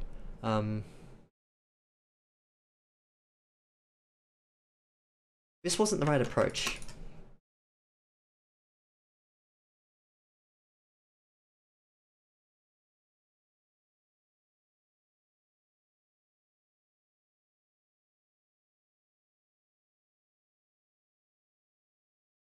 I guess because we got shivering at the thought of opening it, that does convey a bit of fear. I think that works okay. So he reaches into his pocket, it was empty. I realised that my phone was still there on the nightstand, but the question now became, should I go back for it? They could have snuck out of the bathroom for all I knew. My own safety came first.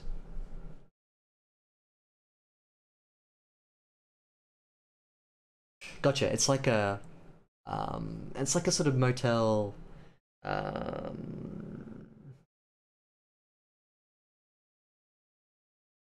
you call these apartments, do you?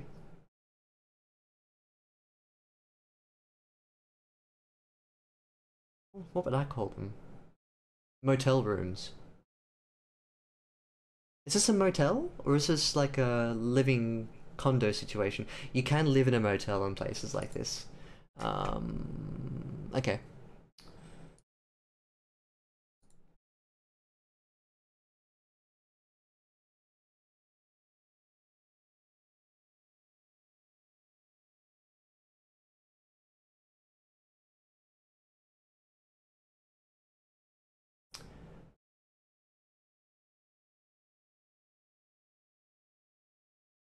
Mr. Quick Lips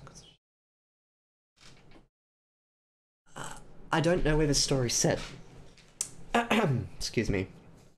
When I think apartment, I think like 5+ story self-contained building that has like a garage underneath and fronts out onto the street. This has like a sort of internal courtyard with a... What would you describe this like? I took rest on a ledge overlooking the apartment balcony. I reached into my coat pocket only to find...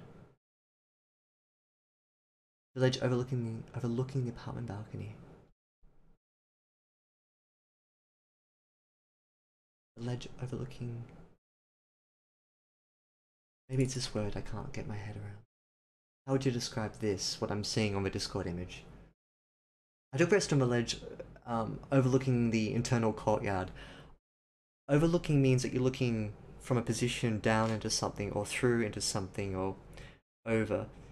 The ledge overlooking the apartment balcony. Here's the apartment balcony. Here's the ledge. They're sort of side by side. I think maybe that's what was throwing me.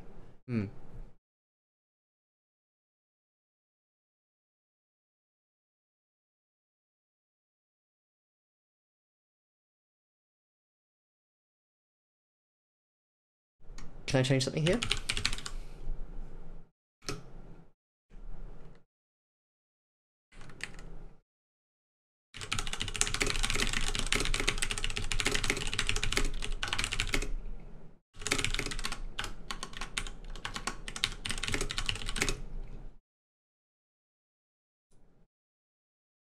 I took rest on the ledge outside the apartment.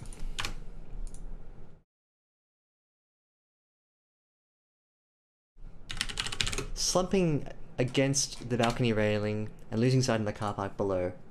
Your character moves out of this door, goes to the railing, and slumps over it and looks down. That might give your readers not strictly a sense of this image, but more of a sense of where stuff is in relation to itself, and so that your readers, if they're international, or if they don't have a solid idea of what an apartment balcony structure like this is, then they can construct it for themselves in their head with like the different arrangements.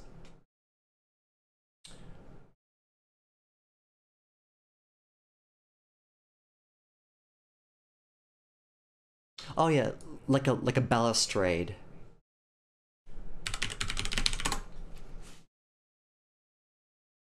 Like you can say balcony railing, or not quite a balustrade. Like a balustrade has divisions between it as well. Railing also implies divisions between it.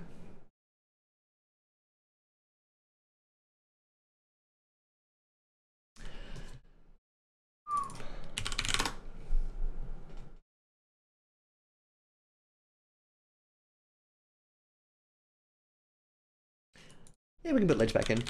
Yep, ledge works.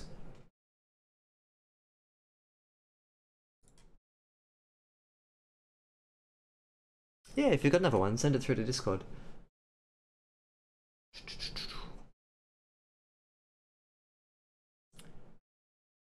Okay, so let's reconfigure the story.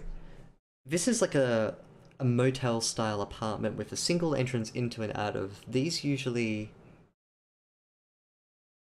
have like a tiny little entrance walkway, living room, bedroom, bathroom, to get right by me. Yep, so this would stand then, this by me, by my room. Either way, I'm happy.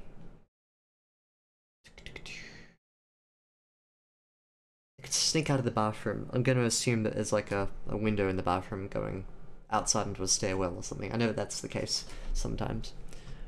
Mine safety came first. It wasn't a risk worth taking. Better to just go to the next apartment along and speak with a neighbour.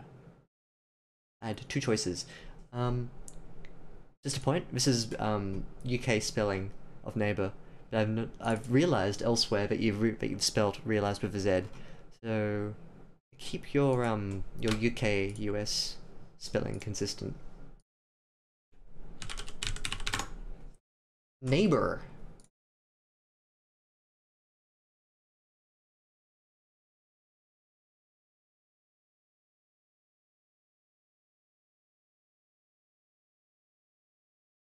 I'm pretty sure this is like NEIGHBOR is US spelling.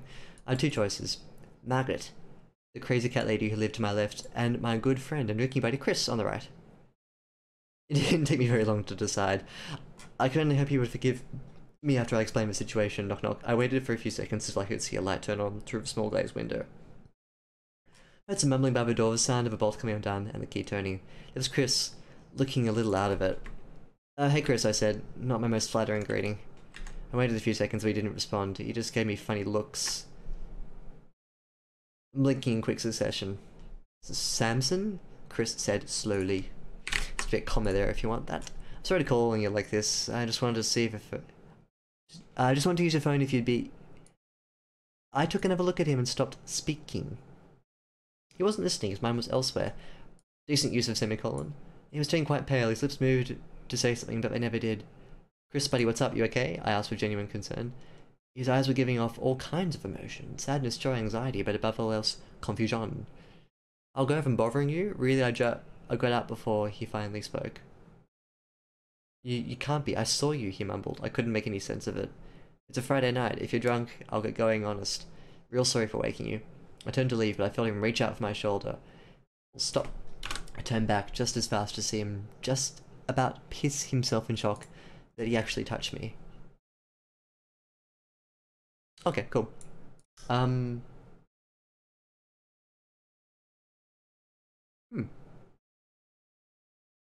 Does Google Docs have a dictionary?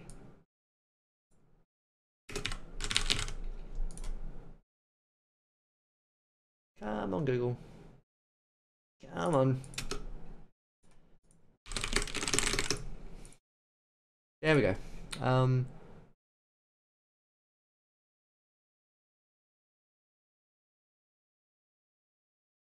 Let me try something here.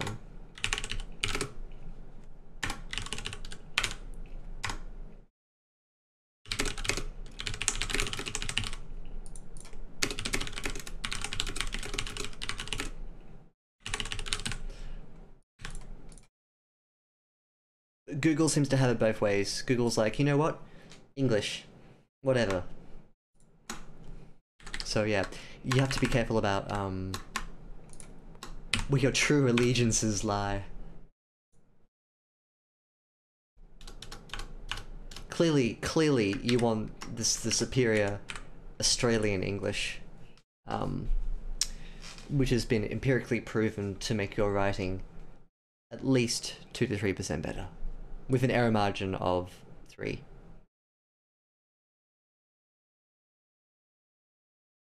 I got up before he finally spoke. That's a remnant. Okay, cool. I'll get rid of that. Where is that?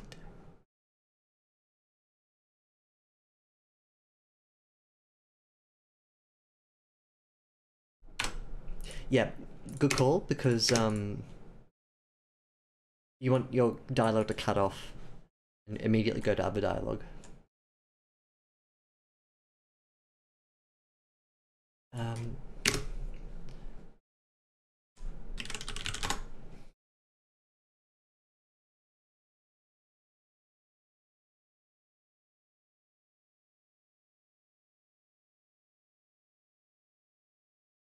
Technically it's all right.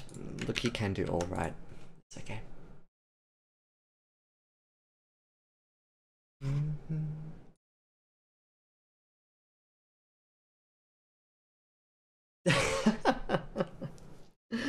Oh, the Australian steamed ham stuff. So, Sayaka's just linked me to, yeah, there's this really awful Australian dub of the steamed hams meme. It's not bad. It's very Australian though. Very. Yes, that's right. I'm Australian, by the way, if you can't tell. I turned back just as fast to see him just about piss himself in shock that he actually touched me. Keep in mind the double just. It makes the sentence clunk a bit when you have two justs. Any repetition of the same word that's not done in a clever way tends to throw it a bit. I turned back just as fast to see him almost piss himself.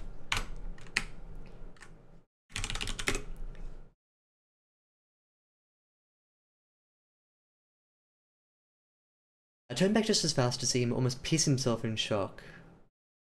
He actually touched me. That's okay. Are you alright? Honestly, Chris, I said slowly, clearly. I'm gonna make a suggestion to, sometimes, most of the time here, to front end your dialogue tags. Sometimes it doesn't matter. Chris said slowly is fine. For instance, you lose nothing from taking the dialogue tag here and putting it here. The only time your back-end dialogue tags work is this, actually.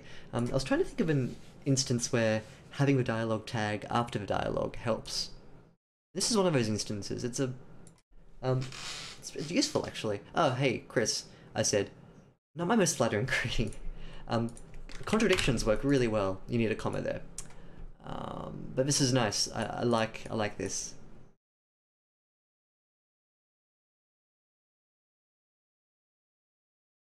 His eyes were giving off all kind of emotion. A way to demonstrate this.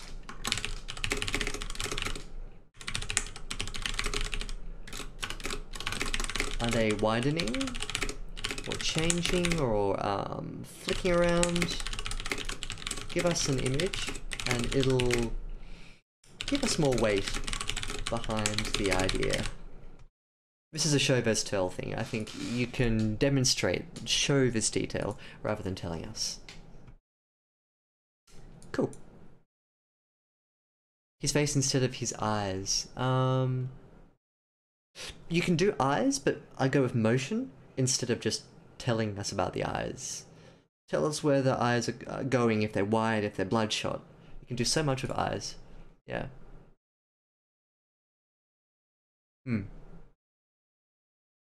We can do the same thing with face. You can have a face scrunched up, you can have it hollow, pallid, all sorts of cool things. But eyes and face, your choice. Either way, don't just tell us that it's giving off emotion. Demonstrate to us how that's happening. I saw it happen. I saw he muttered. He was looking at me, but it was as if I was not there. It was as if I was not there. The 1,000-yard stare piercing past me into the night. Colon. Or hyphen.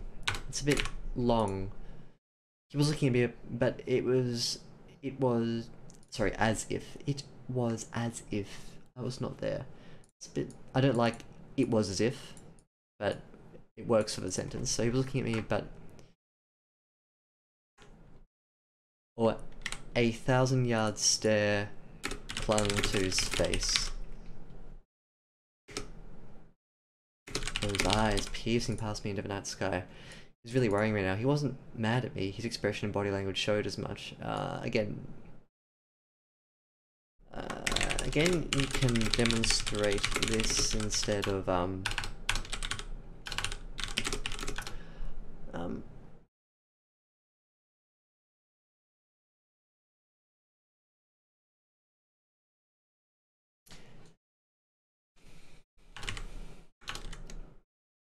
his expression and body language showed as much. It's very declarative.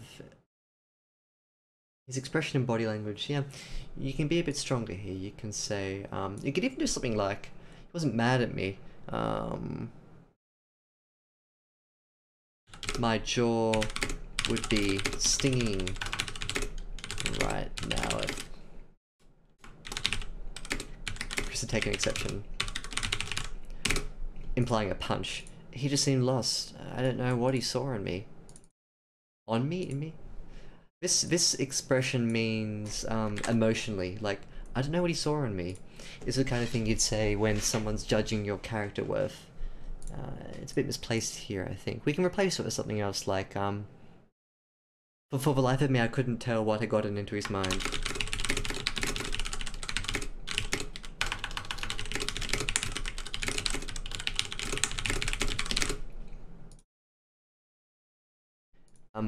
I'm replacing that because,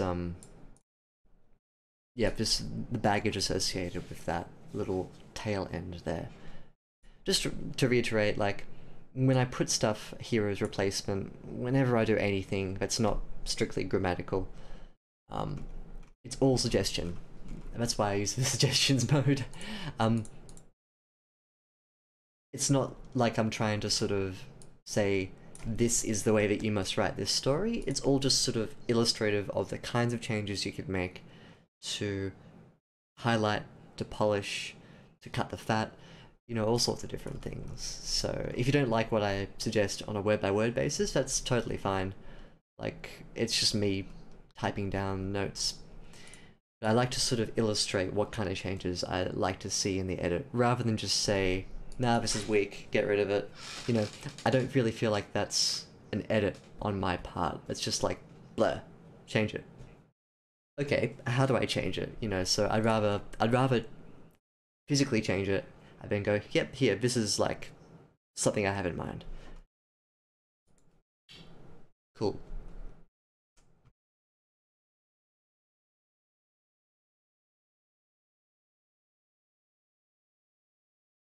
Faces.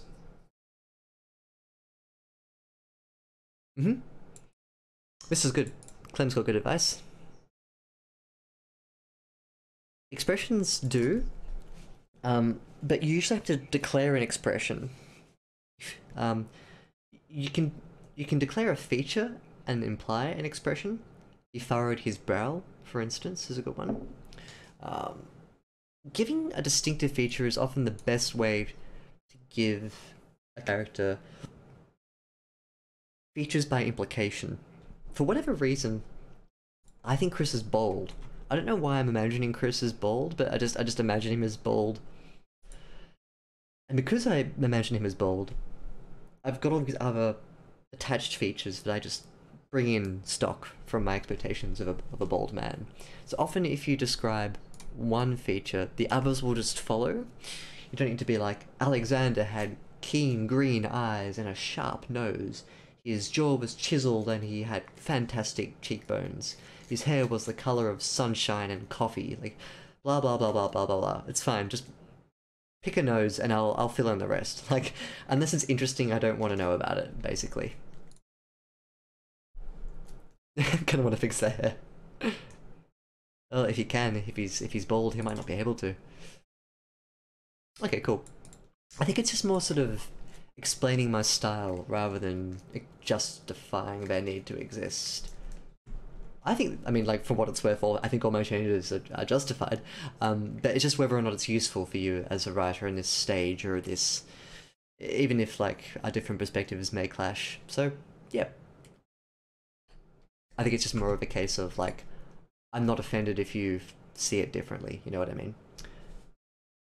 But yeah, I also don't want to give the impression that I am saying that this is the only way that you have to do this.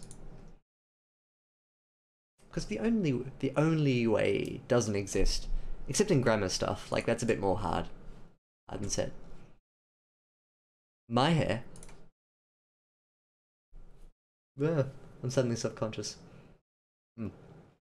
I got a haircut, and I shaved my beard off, so I look a lot less like disheveled, weird, smelly academic, and more like this. This thing.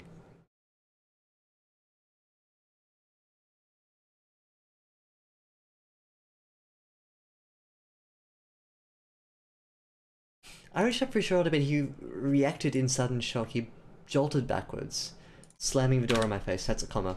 I could still hear his voice through the door. Dreaming, it must be dreaming. I heard before it trailed off. His voice trailed off. I sat on the ledge, immediately questioning what had just happened. You don't need to use words like immediately. They fill, and if you get rid of it, I sat on the edge, questioning what had just happened. Totally fine. He wasn't drunk. I couldn't smell anything on him. Is a hyphen. He seemed alert enough at first, but there was just something he took issue in with me. Something that made him turn all kinds of pale. That scared the life out of him. Comma. I wanted so desperately to knock again to console my friend. Same paragraph. To relieve him of... console my friend. To relieve him of whatever troubled him, but I knew that he was in no state to talk to me. But... he was in no state to talk to me. That little spectacle of his was wildly out of character for him. Weirdly, this is actually where you need a semicolon. I knew he was in no state to talk to me. Semicolon. That little spectacle of his was wildly out of character. Or even full stop. I recommend full stop. I had no choice but to turn my back on him, and hope this wasn't some serious blow to our relationship. Good. I kicked the wall in frustration and let out some pent-up frustration. Is pent-up hyphenated? Yes. A few choice words directed at no one in particular. This is a sentence fragment. Kicked the wall in frustration and let out some pent-up frustration, comma, a few choice words directed at no one in particular. Still to do with my little intruder problem, but knocking on another door didn't feel right. I wasn't on great terms with the rest of the residents. I'd surely just as get the door slammed in my face if they answered at all. Probably full stop there. Keep it tight. The horrible night had really started to get its claws into me.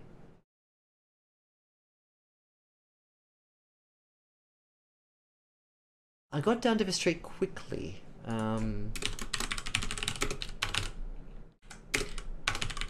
Here I suggest having a little like, right, time to take matters into my own hands kind of sentence, where it's like, I knew what I needed to do next, full stop, new paragraph.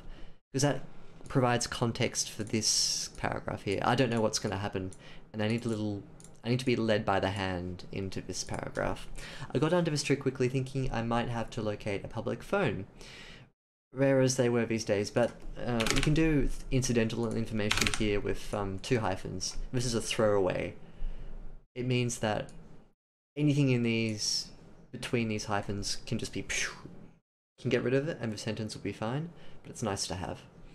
A better option appeared before me. It stood out amongst the darkness, the only light within my view. They were the fluorescent lights of a service station's convenience store. My gaze lingered on them for a few moments before inspiration struck. They must have a phone. I could go ask to use it. Yeah, fair. I'd frequented the store many times on my way to work, or when in short supply of staple foods like bread or milk. Of course, I'd also bought as many cigarettes. I was big on smoking, my primary tool, stress relieving. I passed through, I'm gonna talk about this in a tick. I passed through the automatic doors, finding a teenage girl behind the counter, probably a new temp, busy texting away on her phone. This information here isn't necessary at this moment. You may be thinking, oh, I've set up the smoking thing for later. Totally fine, not to worry. Include it in a slightly more smarter way. So, I passed through the automatic doors, finding a teenage girl behind the counter, probably a new temp, busy texting.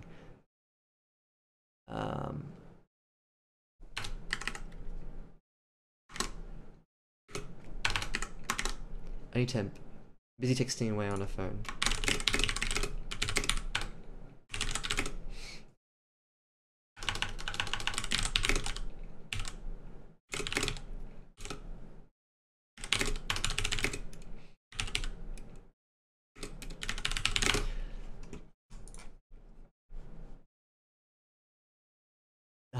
I was trying to spell habit like a monk's habit, which I think is also a habit. Nun's habit. There's no double B in habit. All of this information can be couched slightly softer. Here you go. I've been there before, new face at the store, there'd be trouble. Fair? Fair. Nothing, all of this information can be tied into this sentence here. Well, at least she wasn't privy to my late night seek habit.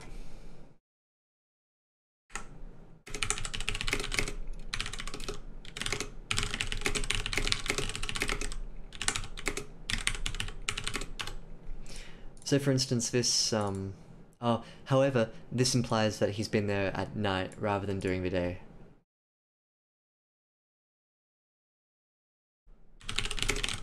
During day shift.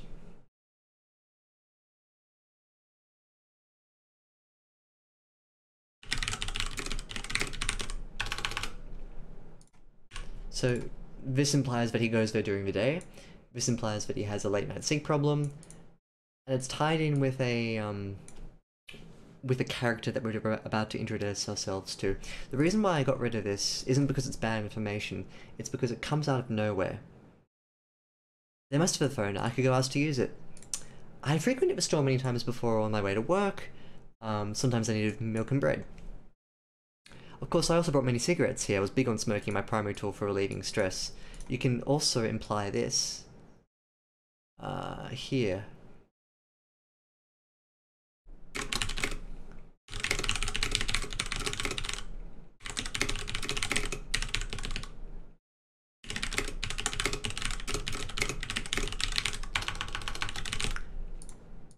So you can feed the information in relevant places, I think. That's what I'm trying to sort of get at with here.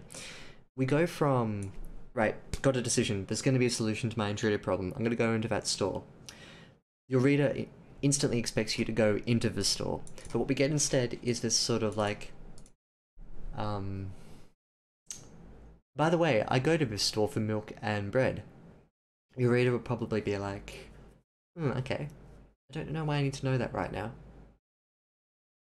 Also, this outright tells the reader that this person has a smoking problem, which can be implied up here, during the stress relief phase, and also here, when he realizes as he walks into the store that, like, there's a new person there, at least she won't judge me for buying cigarettes. That kind of thing. So, by taking it out of here and putting the same information elsewhere, it improves the flow of the story. And it doesn't feel like this information is being dropped into us so that it feels a bit like, hey, P.S., this is important for later. You don't need to sort of separate out the information that's important into its own special little paragraph. You can just sort of knead it into the rest of the story. It's smoother that way, I think.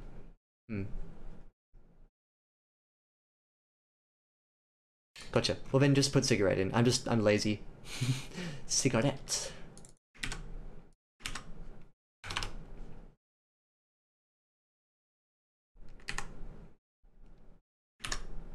Oops. Ooh. What have I done there? Replace it with cigarettes. Easy. Cool. Yep. I think that would have been misplaced as well. But what would probably be useful is just laying the groundwork for the fact that he's a bit on edge and that he has a smoking habit, because when he talks about it later in a bit of an organic way, it'd be strange for him to sort of be like, pull out some cigs, have a smoko, and then go off to the place. So it's probably good that that's not there. But you can feed information that he's still got that cigarette problem, and that he needs a cigarette to feel stress relieved.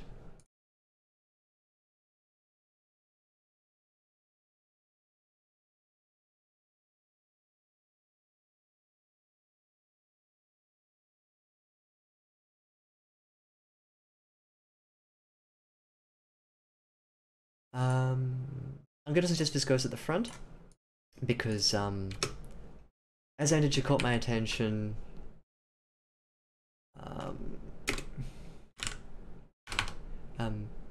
as I entered, I think just get rid of caught my attention. She asked, in a raised tone, but without shouting. Well, not quite a shout. Hey, what are you doing? What this does is it prevents us from rereading her voice after it's happened. If you talk about someone talking in a specific type of tone, tell us at the front, and that way we're ready for it, and then we can read it in her voice. I'm disappointed in you, Dad screamed at me. When you say it like that, like, you have to reconfigure how it sounded in your head. Usually your readers will end up reading it twice in their head. It annoys them. So, easy fix, put it at the front. Could you be more Aussie? I could. We're not going to go in that territory. We're not going to go down the Aussie rabbit hole. It gets very Aussie. Anyway, yeah. I have to put on a mask when I do Lyrebird edits. I have to be like, okay, international English, it's gonna be fine. It's gonna be... The Australian isn't gonna leak out. But it's just under the surface. Just there. Yeah.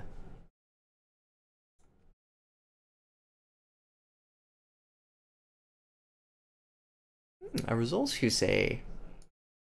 Yeah, do. Do read up on it. Because once you do front-end dialogue, you'll probably never back-end dialogue again. It's so much better to put it at the front. That's just personal opinion, though. Can we have the Australian Lyrebird? In all seriousness, I'm actually speaking like how I normally speak. This is my Australian voice. Like, I can do a really Australian voice, but it's just... Yeah, it'd be like someone from Chicago imitating a Texan. Like, they could do it, but should they do it? Yes. Plus it'd be really hard to just speak like a full-blown Australian just for too long. It'll hurt my voice. I've been thinking about what you meant before I realised. I was still hauling around the baseball bat. It probably looked like I was about to try to rob the place. I put the bat down by the door and showed her my hands, hoping to reassure her I meant no harm. Um, Usually I don't like this. Usually I don't like when character info pops in. But for some reason, I feel like it's appropriate here. And I like the fact that your character just didn't realize all that time. And that they had to like, oh yeah, of course, I put the bat down. I think it kind of works for the story. Usually I'd be all over this, like ants on honey, being like, where was that bat? Where was it a scene ago? How did he take it out with him? But I like how unreliable your narrator is becoming. It's interesting. This is how you set up a really good, unreliable narrator. You get them to do things that they don't realize they're doing until halfway through. It's good. I like this. Well done. Yeah, I'm sorry. I don't embrace the Aussie. I'm a national failure. I call back to the baseball bat. Is that why?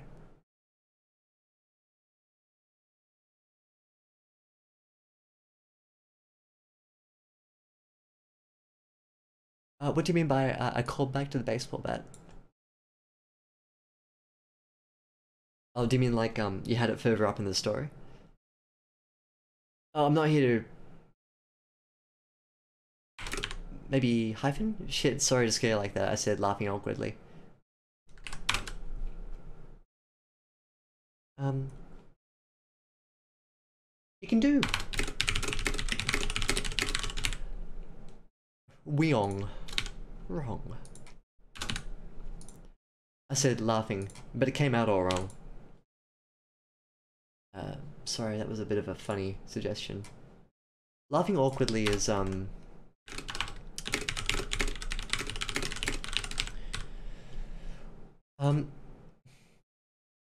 usually want to get rid of LYs that are attached to dialogue tags if it's like, don't be stupid, said Hermione, annoyingly. Said character this way, said character that way. If it's a this way, that way kind of dialogue tag, just get rid of it. You can demonstrate it another way too. It reads a bit stronger this way.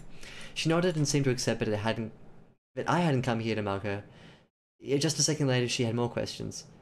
Are you alright, sir? She said, with honest concern in her eyes. Well, what do you mean? I replied, raising an eyebrow. She pointed with a finger. I thought it was at my face at first, but it was just a bit lower. Your neck, she said. My neck? I felt something. I ran my fingers across my neck to find a raised surface? A bump where there should have been nothing but smooth skin. I strolled over to the glass doors of the frozen section to get a reflection, and what I saw baffled me. Intriguing.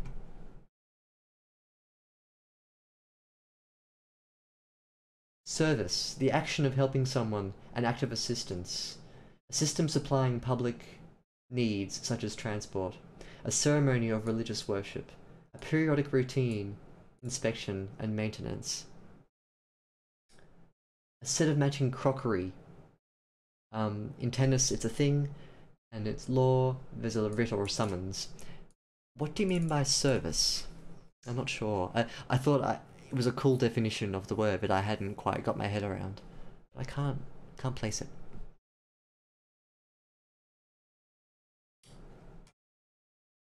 Yeah, cool. That's right. It's not so much the fact that like good job at introducing it before. Usually, though, I need one or two other mentions of it throughout the story. Like when he talks with Chris, I want him to, as he walks out of the apartment, I want him to like rest the bat against the ledge. When he talks to Chris, I want him to, like, after he's finished speaking with Chris, pick it up and sling it over his shoulder. That's like in a normal narrative. If a character is holding something or has something, make them interact with it a couple of times so that it doesn't pop into existence later. However, you've done this on purpose, so I think it's totally fine that it pops into existence. So yeah, you've established it on the second page, and here, and that ambiguity that the reader feels with missing out on the fact that he had it all the time, great use to suggest a unreliable narrator. And it gets brought back, it just doesn't vanish into the void. Yeah, gotcha. Cool. It's up to you whether or not you want to purposely make it vanish into the void, or if you want to make it constant, like, No, you don't have to do it like every page. Like, hey, by the way, he's holding. Well, you sort of do have to remind us that he's holding the bat. But if you want to make his mind a bit unstable, you can tell us that it keeps popping back into existence. I quite like that. Cliche. That's what you was saying about.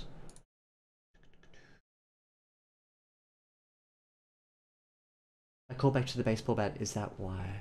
No, no, I don't think it's cliche. What I'm talking about is like, in the last stream actually, we talked about like an example I thought of with Scarface trying to bump off one of his bosses, and we established like Scarface in the room. They're at a big meeting, and Scarface walks around the table talking to all of his relatives, and everyone's very serious. And then all of a sudden, like Scarface pulls out a cracker from his pocket and feeds the parrot on his shoulder.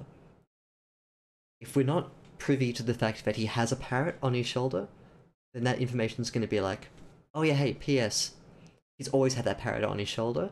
Now you as a reader have to reimagine all of those scenes that I've been talking about with him with the parrot on his shoulder. So try not to pop information that's important, object information especially, into the scene, unless you prime the reader that that information is there already. Ah.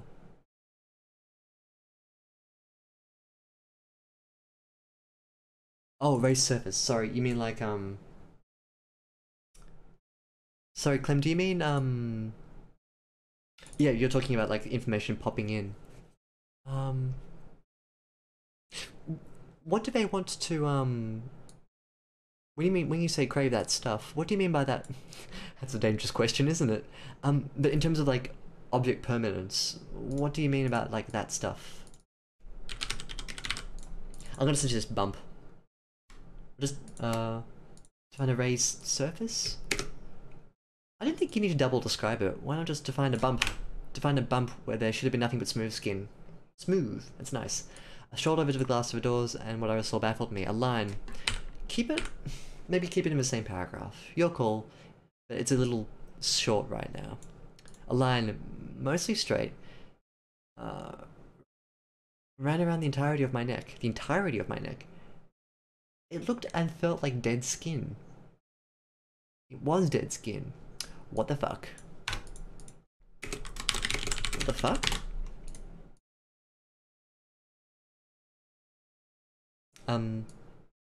Yeah, it's just the capitals.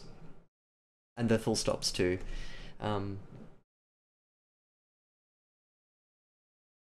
Yeah.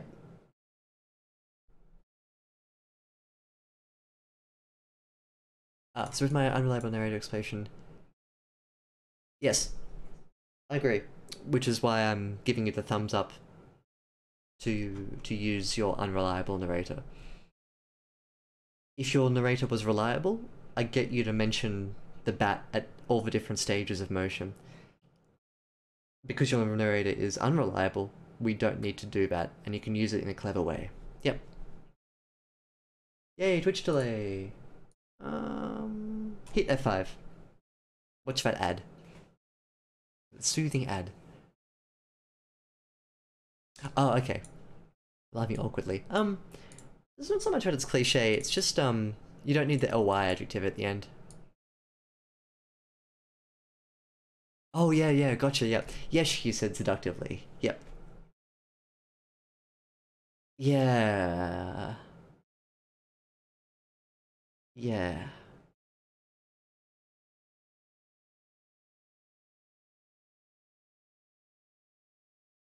I mean, there are certainly better ways to write it. But you are writing to script, so to speak.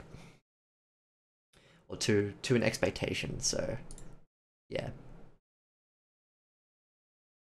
It's interesting, yeah, it's how some people like them.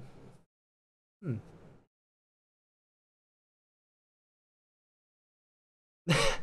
Brutal.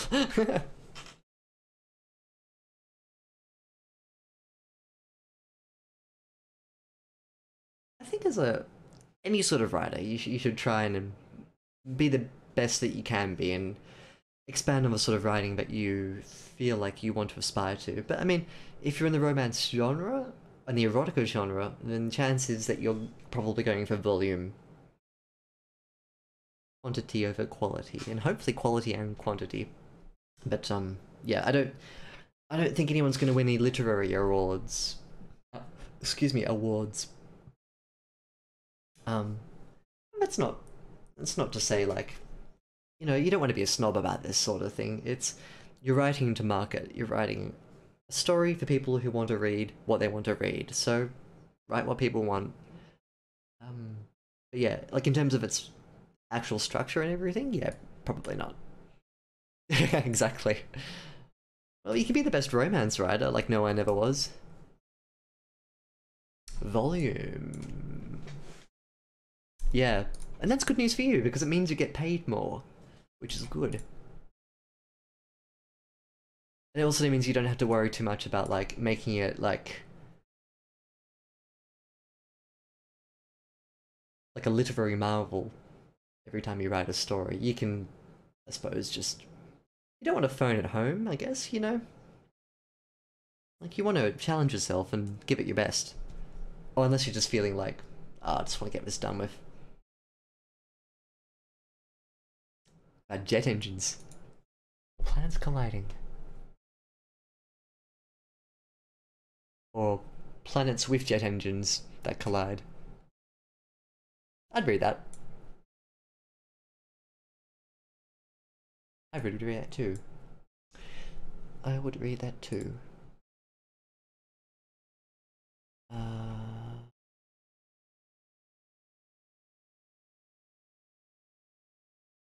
It looked and felt like dead skin. It was dead skin. I'd love a sentence here.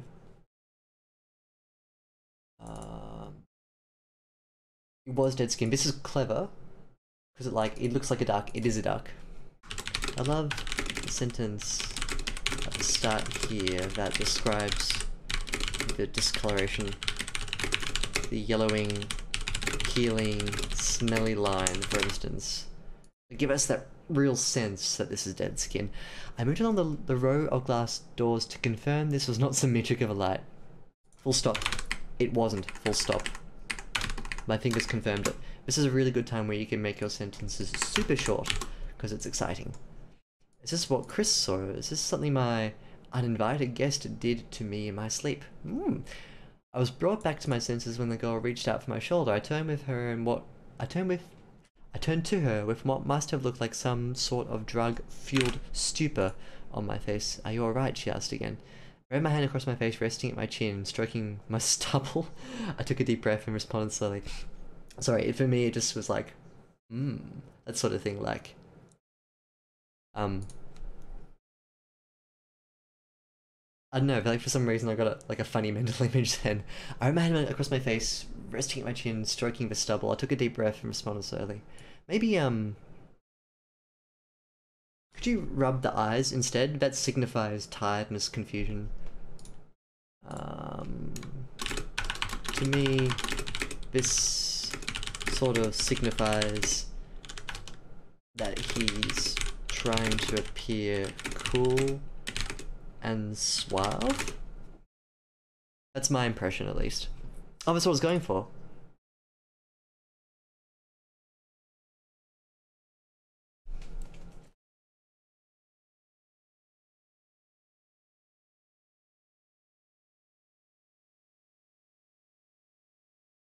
In which case, I'd need a sentence up here.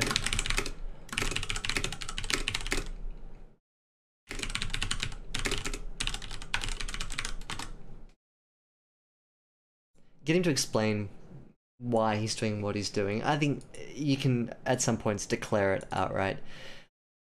Especially because he's just realized he's probably got a dead head. Like, he is a dead head on a new body, my guess. I'd be freaking out. Last thing I probably want to do is being the cool dude. So you got to explain why he's trying to do it. This implies that he's trying his best to remain normal. This implies, like, this and this sentence together don't give us an indication of what he's doing. It's just like, sorry, it doesn't give us an insight into why he's doing what he's doing. Whereas this gives us a tiny insight, which is this part here.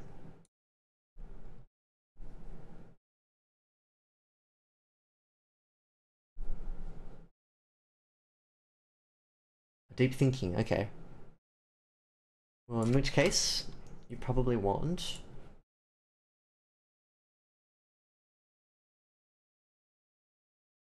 Run a hand across my face.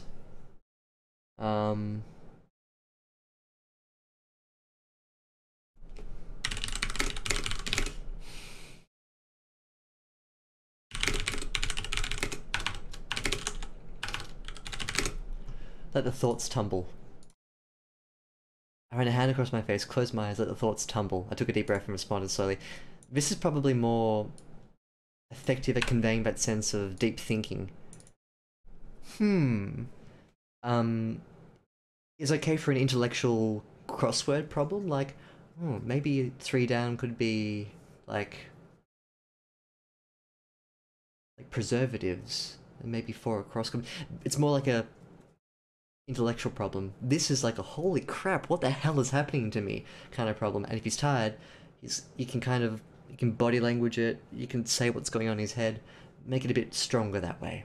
Have you ever stroked your face or had your hand to your face when puzzled? No, unfortunately not. I get puzzled an awful lot too. I'm a scientist in training. I'm a PhD student. When I get puzzled, I close my eyes and I pinch the bridge of my nose and I'm like, oh shit, why isn't this working? Why? I don't go, That's what cartoon characters do when they're conveying that they're thinking. But a regular human being, I think in real life, especially one who's tired at 3 a.m, who's just discovered he may be undead, is probably more likely to cover themselves rather than be like, That's my impression at least. My 2 cents. Eyes darting around would be good. Yep. I've had, yeah, sorry, so to answer this properly, like, I have, but it'd be nervous, like what I'm trying to do now. It's like, resting at my chin, stroking the stubble is this. Like, stroking is a particular word that implies, like, gentle care, whereas, like smoothing out the stubble, or, I don't know, it's this word, it's stroking stubble. I think you can twist it around a bit to make it a bit more, I don't know, direct, I suppose.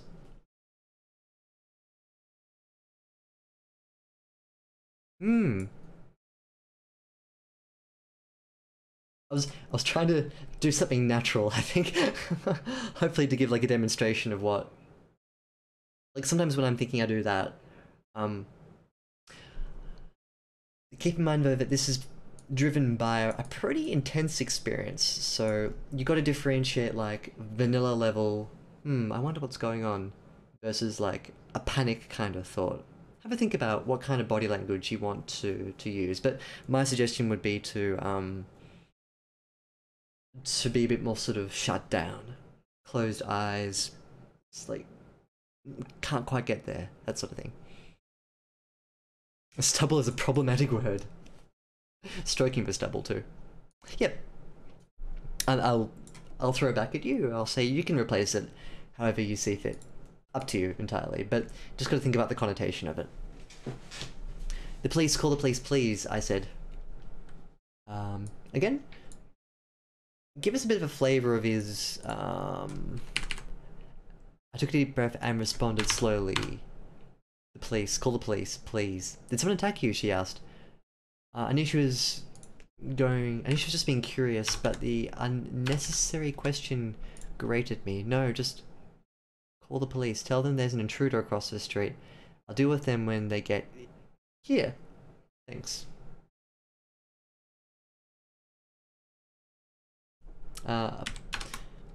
Specific,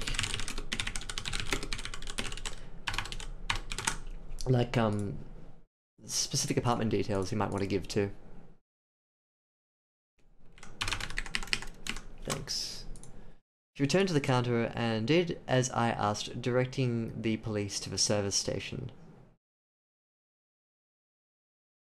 I used a few minutes before they arrived to buy some cigarettes. paced around outside the store, lost looking for answers. Before long, the flashing lights graced the parking lot before me, and an officer in uniform stepped out, saying some final words into his pocket radio. Good. This is a nice, contained, very fluid description. I like this. 10:23, approaching the caller now. Replace these with letters.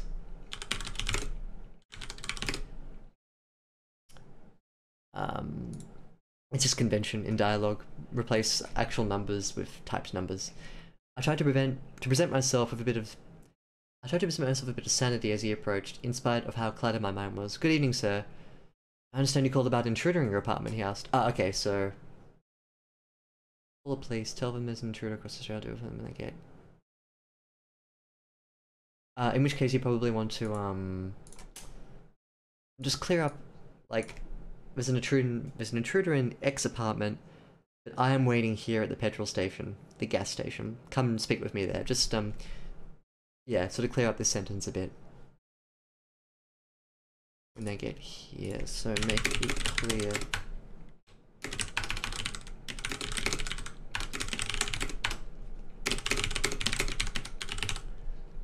Cool. Oh, new people. Hello, Nepto. Yes, welcome to the stream. We're... wow. Almost 3 hours into it. Yes. Yes, we're live at edits. We're editing, Sayaka's story tonight.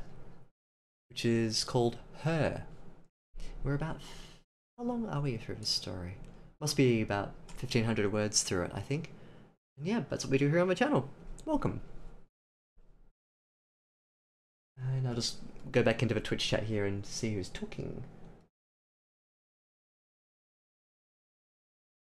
Oh, Cuddly Clem was saying, like, I think it also depends on the character.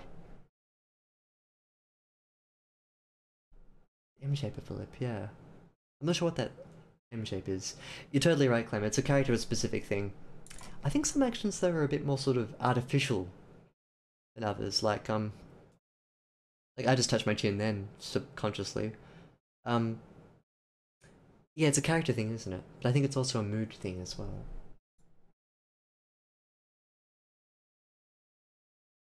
Hey, Celestal, good to see you again. Tell us about your day. Regale us with a tale. Left my phone in my grandma's car, and using Google, I could track it and locked the screen and send my grandma a message. Cool. Even I can't call her because they have my phone. But that's mine, and she came and brought it back. That's cool.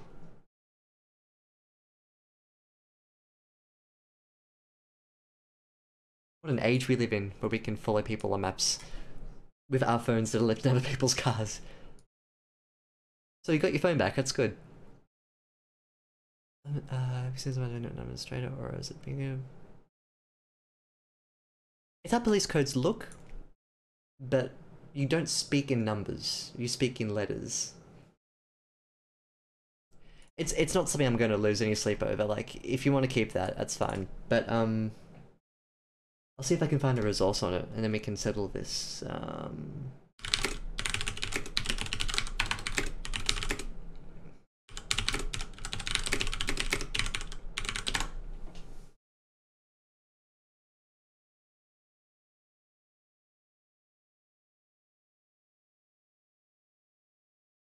Oh.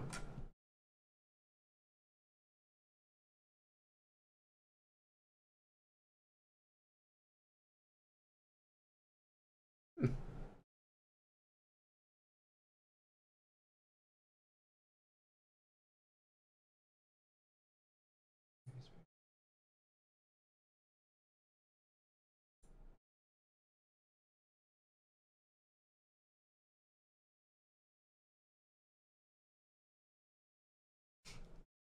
Here's a Stack Exchange resource, if you're interested.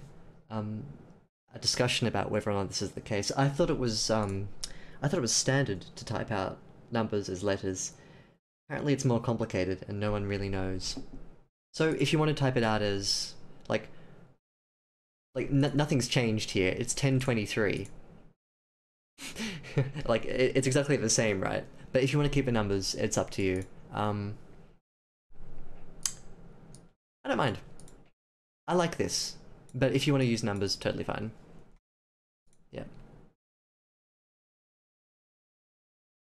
Oh, thanks, Matt.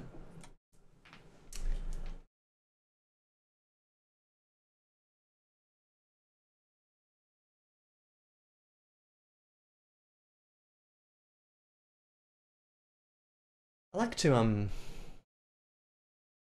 I think on the channel it's really nice that I've had such a spread of different types of stories to work with, whether it's stories that are slightly more scary, or gosh, historical fiction, quite a bit of fantasy and science fiction, but I always feel that there's something that we can gain as writers from like different genres. It doesn't matter what genre you belong to. You can look at how other people are writing in different spaces and I guess apply it to your own writing. So it's always useful, I think, to look at how other types of stories are constructed. Yeah. I like to think that like what we do here on Liber Edits sort of benefits everyone who watches, and in addition to the people whose stories I edit, I guess part of that is just going through it slowly and making a good environment for people to be in. So yeah, yes, thank you for saying so. Um, you could, yeah. It's like a modern day tracker detector, isn't it? I never thought of that. Hmm. I don't think so, and I'll tell you why.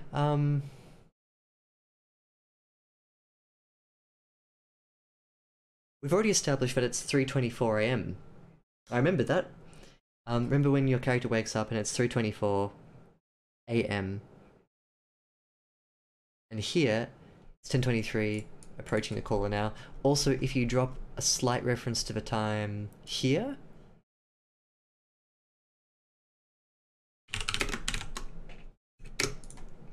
preview to my 4 a.m. cigarette habit. This also implies that it's currently 4 a.m. or whatever time you want it to be.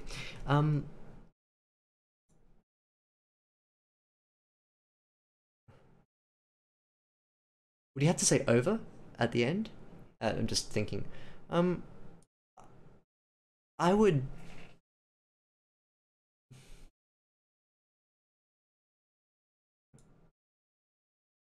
I'd probably assume it was a code. When you watch cop dramas and things, they have codes that they use rather than time. I think a reader would forgive you and be like, "Oh yeah, it's probably a code." I can't guarantee that, but you're more than welcome to keep 2023 if you like. I think this looks neater though. What if? It's not a breaking issue. It's where it becomes a bit more difficult is if there are long strings of numbers. Um, in which case it's more difficult to spell them out one by one. It's easier to just write the numbers down themselves. Hmm. Um, I'm going to draw a line here, I think, and call it a night because it's nearly midnight, and my voice is getting a bit croaky. So I might call it there if that's okay. Um, yeah, fair. You can go onto Reddit and maybe get people to give you like codes and over and stuff. I defer to their wisdom. When it comes to like stylistic things like this, it's different. But we need to know like if they end it with overs or I don't know. You can find that out. I got a few suggestions from them offering help. Cool. That makes it nice and realistic. My pleasure. Thank you for sending this through and letting me edit it, letting me show it off, and for us to talk about it. Now, some housekeeping stuff. I won't be here on Sunday. I'm going off to a party on Sunday morning, so no Sunday stream. Um, I will, however, be back on the Thursday, so in 1 week's time. Now, Sayaka, would you like me to continue with this story going further and further down? I'm more than happy to. I'd like to as well. You can let me know over Discord, whatever's suitable. Otherwise, I'll deal with Clem's story. Clem, send me through your story. Send it through, send it through. But yeah, let me know if you'd like another, like we can continue from where we left off at the cop. And then we can see how we go. Yes.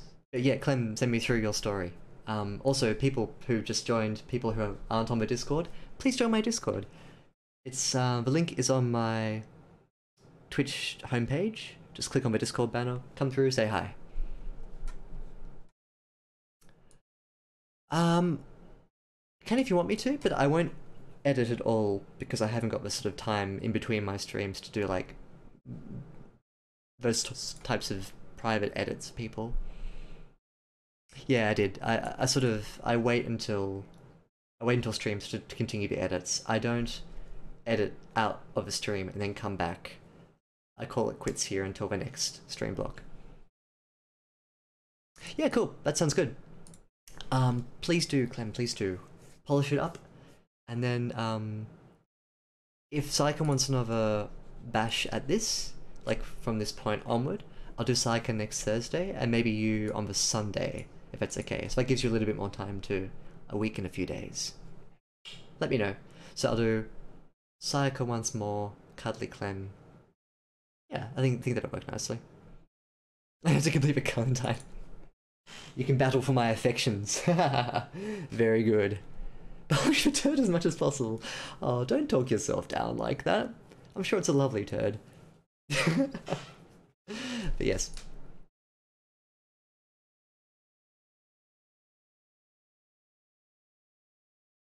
Yeah, thank you so much. Thanks for your kind words. If you'd like to have a story edited too, you're more than welcome to. You can send it through to my email or send me a message over Discord. Yeah, thank you. I stream twice a week.